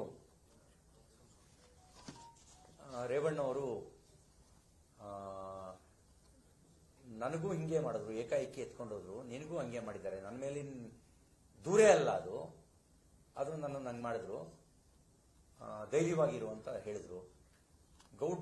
ದೊಡ್ಡ ಗೌಡ್ರು ತುಂಬಾ ನೊಂದ್ಕೊಂಡ್ರು. ಅಯ್ಯೋ ರಾಮ, ರವಿಗೆ ಹಿಂಗ್ ಮಾಡಿಬಿಟ್ಟಿದಾರ ಅಂತ ತಲೆ ಬಡ್ಕೊಂಡ್ರು ಅಂತ ರೇವಣ್ಣವರು ನನಗೆ ಹೇಳಿದರು. ಇವರೆಲ್ಲರಿಗೂ ನಾನು ಕೃತಜ್ಞತೆ ಸಲ್ಲಿಸ್ತೀನಿ. ಇನ್ನು ಚಿಕ್ಕಮಗಳೂರು ಸಂಸ್ಕೃತಿ ಬಗ್ಗೆ ಮಾತಾಡಿದ್ದಾರೆ. ವಿಶೇಷವಾಗಿ ಚಿಕ್ಕಮಗಳೂರು, ಮಲೆನಾಡಿನ ಕರಾವಳಿ ಜನ, ನಮ್ಮಲ್ಲಿ ಏಕವಚನದ ಪ್ರಯೋಗವೇ ಕಡಿಮೆ. ಉತ್ತರ ಕರ್ನಾಟಕದ ಭಾಷೆಯಲ್ಲಿ ಮಾತಾಡಿದ್ರೆ ನಾವು ಉರ್ಲೆ ಹಾಕೊಂಡ್ಬಿಡ್ತೀವಿ. ಯಾಕೆಂದ್ರೆ ನಾವು ಆ ಭಾಷೆ ನಮಗೆ ಬರೋದೇ ಇಲ್ಲ. ನಮಗೆ ಅಲ್ಲಿ ಸಹಜ ಭಾಷೆ, ಅಲ್ಲಿ ಸಹಜವಾಗಿ ಪ್ರೀತಿಯಿಂದ ಮಾತಾಡೋ ಭಾಷೆ, ನಮ್ಗದು ಆ ಶಬ್ದಗಳೇ ನಮಗೆ ಕಷ್ಟದ ಕೆಲಸ. ನಾನು ಹೇಗಿದ್ದೀನಿ ಅನ್ನೋದನ್ನ ಚಿಕ್ಕಮಗಳೂರು ಜನರಿಗೆ ಗೊತ್ತಿದೆ. ಉಳಿದವರು ಅವ್ರ ಟ್ರ್ಯಾಕ್ ರೆಕಾರ್ಡ್ ಏನು, ನನ್ನ ಟ್ರ್ಯಾಕ್ ರೆಕಾರ್ಡ್ ಏನು ಅನ್ನೋದು ಚಿಕ್ಕಮಗಳೂರು ಜನರಿಗೆ ಗೊತ್ತಿದೆ. ನನ್ನ ಸೈದ್ಧಾಂತಿಕ ವಿಷಯ ಬಂದಾಗ ಜನರ ಬಗ್ಗೆ ಮಾತಾಡಬೇಕಾದ್ರೆ ಸ್ವಲ್ಪ ಕಠೋರವಾಗಿ ಮಾತಾಡ್ತೀನಿ. ಆದರೆ ಕೆಟ್ಟ ಹೃದಯ ಇರೋನಲ್ಲ. ನಾನು ಕಟುವಾದ ಮಾತು ಅದು ಜನರ ಕಷ್ಟಕ್ಕೆ ಸ್ಪಂದಿಸಬೇಕು ಅನ್ನೋ ಸಂದರ್ಭದಲ್ಲಿ, ರಾಷ್ಟ್ರಹಿತದ ಪ್ರಶ್ನೆ ಬಂದಾಗ ಮಾತು ಕಟುವಾಗಿರುತ್ತೆ. ಇವತ್ತಿನವರೆಗೂ ಯಾರಿಗೂ ನಾನು ಕೆಟ್ಟದ್ದು ಮಾಡಿಲ್ಲ, ಕೆಟ್ಟದ್ದು ಬಯಸೂ ಇಲ್ಲ. ಹಾಗಾಗಿ ನಾನು ಯಾರಿಗೂ ಕೆಟ್ಟದ್ದು ಬಯಸೋದಿಲ್ಲ. ನನಗೆ ಯಾಕೆ ಕೆಟ್ಟದ್ದು ಬಯಸಿರೋ ನಂಗೆ ಗೊತ್ತಿಲ್ಲ. ನಮ್ಮ ರಾಜಕೀಯ ವಿರೋಧಿಗಳು ಕೂಡ ನನ್ನನ್ನು ಕೆಟ್ಟ ಮನುಷ್ಯ ಅಂತ ಚಿಕ್ಕಮಗಳೂರಲ್ಲಿ ಅಂದಿಲ್ಲ. ರಾಜಕೀಯವಾಗಿ ವಿರೋಧ ಮಾಡಿದ್ದಾರೆ, ಆದ್ರೆ ರವಿ ಕೆಟ್ಟ ಮನುಷ್ಯ ಅಂತ ಅಂದಿಲ್ಲ. ಆದರೆ ಈಗ ಇವರೆಲ್ಲ ಸಂಸ್ಕೃತಿ ಬಗ್ಗೆ ಮಾತಾಡಿದ್ದಾರೆ. ಚಿಕ್ಕಮಗಳೂರಿನ ಸಂಸ್ಕೃತಿ ಮತ್ತು ನನ್ನ ಸಂಸ್ಕೃತಿ ಎರಡು ಕೆಟ್ಟ ಸಂಸ್ಕೃತಿ ಅಲ್ಲ. ನನ್ನ ಟ್ರ್ಯಾಕ್ ರೆಕಾರ್ಡ್ ಅನ್ನ ಚಿಕ್ಕಮಗಳೂರು ಜನ ನೋಡಿದ್ದಾರೆ, ನಿಮ್ಮ ಟ್ರ್ಯಾಕ್ ರೆಕಾರ್ಡ್ನ ನಿಮ್ಮ ಭಾಗದ ಜನ ನೋಡಿದ್ದಾರೆ. ನಾನು ಜನರಿಗೆ ಬಿಡ್ತೀನಿ ಅಂತ ಹೇಳಿ ಇಷ್ಟು ವಿಷಯವನ್ನು ಸಂಕ್ಷಿಪ್ತವಾಗಿ ಹೇಳಿದ್ದೀನಿ.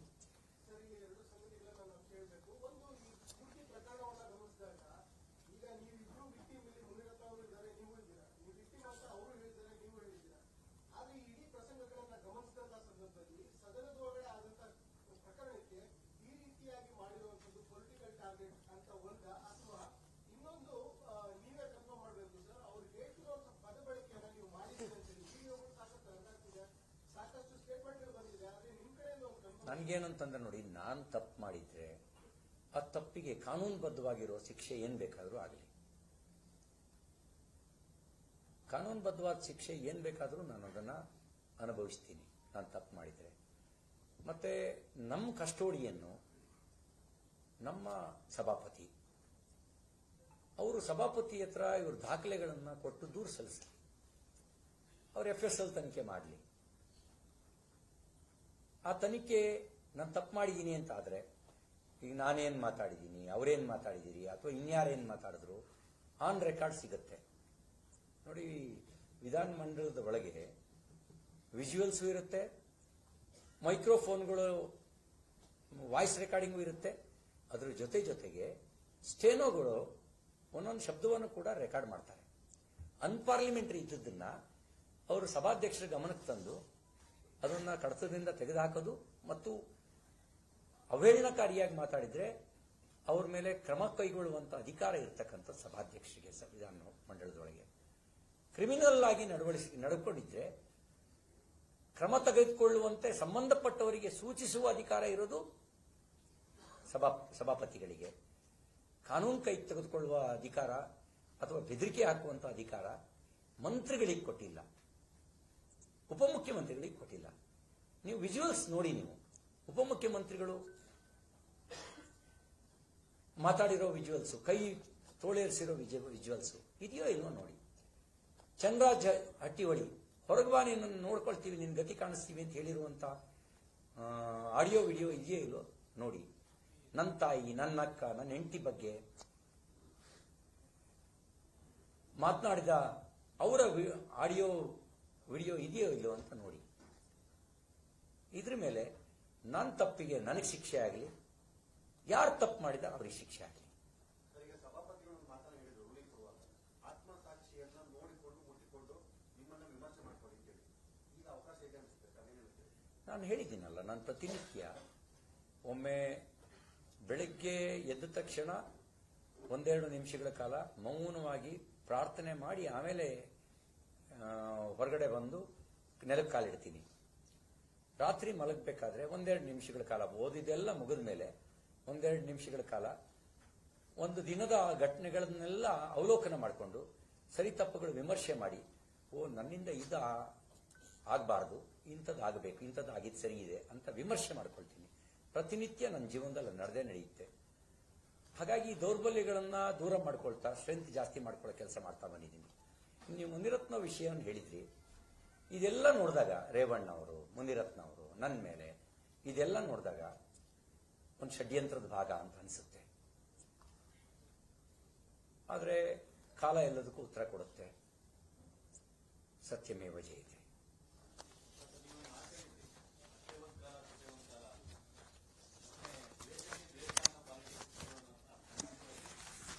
ನನ್ನ 20 ವರ್ಷದ ಅಧಿಕಾರದ ರಾಜಕಾರಣದಲ್ಲಿ, ನನ್ನ ಸಾರ್ವಜನಿಕ ಜೀವನಕ್ಕೆ 40 ವರ್ಷ ಆಗಿದೆ. ನಾನು ವಿದ್ಯಾರ್ಥಿ ದಶೆಯಿಂದಲೇ, ಈಗ ನನಗೆ 58 ವರ್ಷ, ವಿದ್ಯಾರ್ಥಿ ದಶೆಯಿಂದಲೇ ಸಾರ್ವಜನಿಕ ಜೀವನಕ್ಕೆ ಬಂದವನು. ಸಾರ್ವಜನಿಕ ಜೀವನಕ್ಕೆ ಬಂದವನು. ಅಧಿಕಾರದ ರಾಜಕಾರಣಕ್ಕೆ 20 ವರ್ಷ. ನಾನು ಯಾರಿಗಾರು ಸೇಡು ಮಾಡಿದೀನ ಅಂತ ಕೇಳಿ, ಕೆಟ್ಟದ್ದು ಮಾಡಿದೀನ ಅಂತ ಕೇಳಿ. ನಾವು ಕಾಂಗ್ರೆಸ್ನವರಿಂದ ಕಲಿಬೇಕು ಅಧಿಕಾರದ ಬಳಕೆಯನ್ನು ಹೇಗೆ ಮಾಡ್ಕೊಳ್ಬೇಕು ಅಂತ. ಆ ಕಾರಣದಲ್ಲಿ ಅತ್ತೆಗೊಂದು ಕಾಲ, ಸೊಸೆಗೊಂದು ಕಾಲ ಅಂತ ಹೇಳಿದ್ದೀನಿ.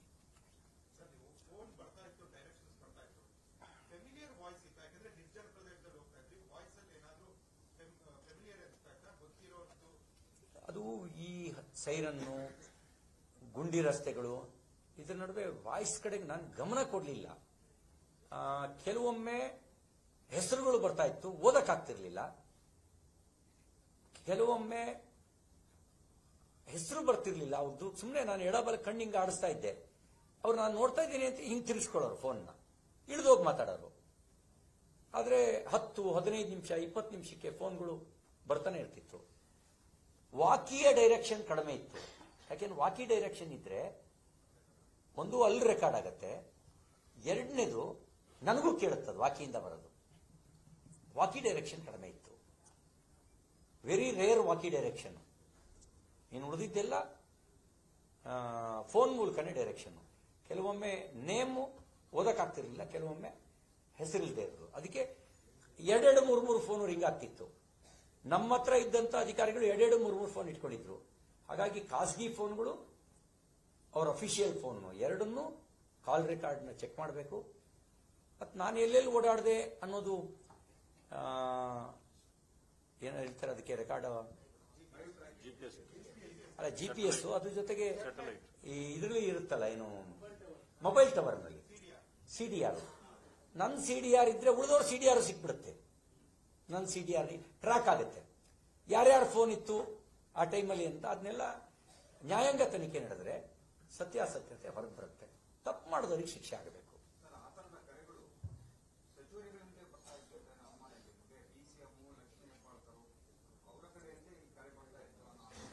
ಅಂದ್ರೆ ಡೈರೆಕ್ಷನ್ ಕೊಡ್ತಿದ್ದವರು ಇವರ ಈಕ್ವಲೆಂಟ್ ಅಲ್ಲ ಅನ್ನೋದು ಅನ್ನಿಸ್ತಿತ್ತು. ಅಂದ್ರೆ ಈಗ ಈ DYSP ಇದ್ದಾರೆ ಅಂದ್ರೆ ಸ್ವಾಭಾವಿಕವಾಗಿ ಅವರು ಏಕವಚನದಲ್ಲಿ ಮಾತಾಡ್ಕೊಳ್ತಾರೆ. ಇವ್ರು ಸರ್ ಸರ್ ಸರ್ ಸರ್ ಅಂತಿದ್ರು. ಅಂದ್ರೆ ಅದು ಸೀನಿಯರ್ ಆಫೀಸರ್ ಇರಬೇಕು ಅಥವಾ ಮಂತ್ರಿ ಇರಬೇಕು. ಇಲ್ಲದೇ ಇದ್ರೆ ಆ ಥರದ ಈ ಎಕ್ಸ್ಪ್ರೆಷನ್ ಬರ್ತಿರ್ಲಿಲ್ಲ. ಇವ್ರ ಎಕ್ಸ್ಪ್ರೆಷನ್ ಇರ್ತಿತ್ತು, ಬಾಡಿ ಲ್ಯಾಂಗ್ವೇಜ್ ಹಂಗಿರ್ತಿತ್ತು. ಕೆಲವೊಮ್ಮೆ ಎದ್ದು ಒಳಗೆ ಹೋಗಿ ಹೊರಗಡೆ ಹೋಗಿ ಮಾತಾಡ್ತಿದ್ರು.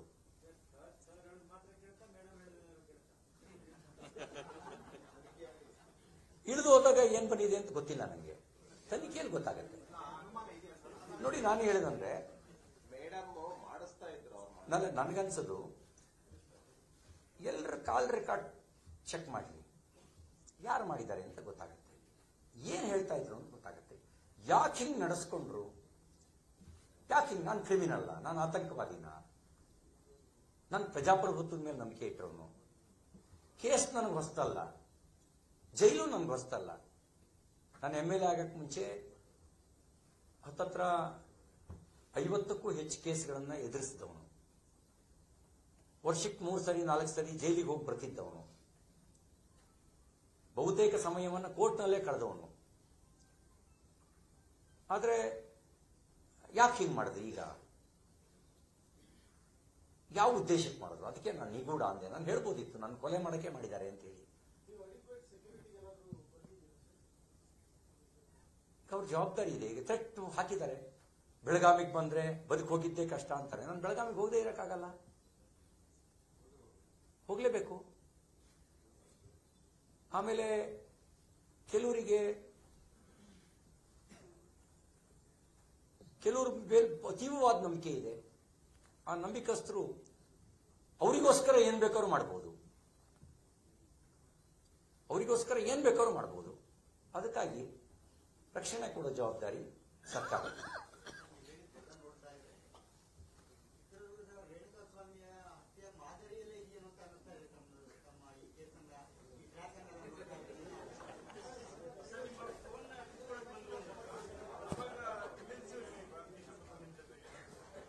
ಕೇಶವ ಪ್ರಸಾದ್ ಇದ್ದಾಗಲೂ ಕಿತ್ಕೊಳಕ್ ಬಂದ್ರು. ಅದಕ್ಕಿಂತ ಮುಂಚೆ 3.25 ಗಂಟೆಗಳ ಕಾಲ ಕೇಶವ ಪ್ರಸಾದ್ ಜೊತೆಗಿರ್ಲಿಲ್ಲ. ಹೌದು 3.25 ಗಂಟೆಗಳ ಕಾಲ ಕೇಶವ ಪ್ರಸಾದ್ ಇರಲಿಲ್ಲ. ಕೇಶವ ಪ್ರಸಾದ್ ಎದುರುಗಡ್ಲೂ ಇದು ನಡೀತು, ಕೇಶವ ಪ್ರಸಾದ್ ಇಲ್ಲದೆ ಇದ್ದಾಗಲೂ ನಡೀತು. ನಾನು ನಿಮ್ಗೆ ಅಂತ ಹೇಳೋದೇನು ಅಂದ್ರೆ, ನಾನು ಒಂದು ರೀತಿ ಈ ಕಾಂತಾರದ ದೈವದ ರೀತಿಯಲ್ಲಿ ಕೆಲವೊಮ್ಮೆ ಮೈ ಮೇಲೆ ಆವೇಶದಿಂದನೂ ವರ್ತನೆ ಮಾಡಿದೆ. ಹಂಗಾಗಿ ಫೋನ್ ಕಿತ್ಕೊಳ್ಳೋಕ್ಕಾಗಿಲ್ಲ.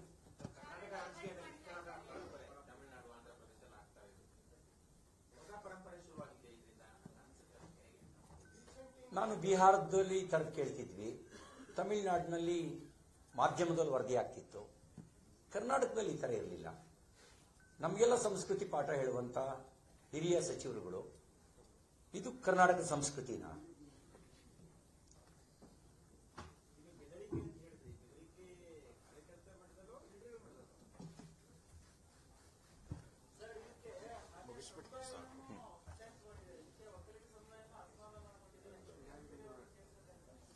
ನೋಡಿ, ನಾನು ಇದನ್ನ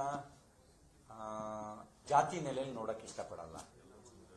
ಎಲ್ಲ ಸಮುದಾಯದವರು ನಮಗೆ ಬೆಂಬಲ ಕೊಟ್ಟಿದ್ದಾರೆ, ಎಲ್ಲರೂ ಪ್ರೀತಿ ತೋರಿಸಿದ್ದಾರೆ.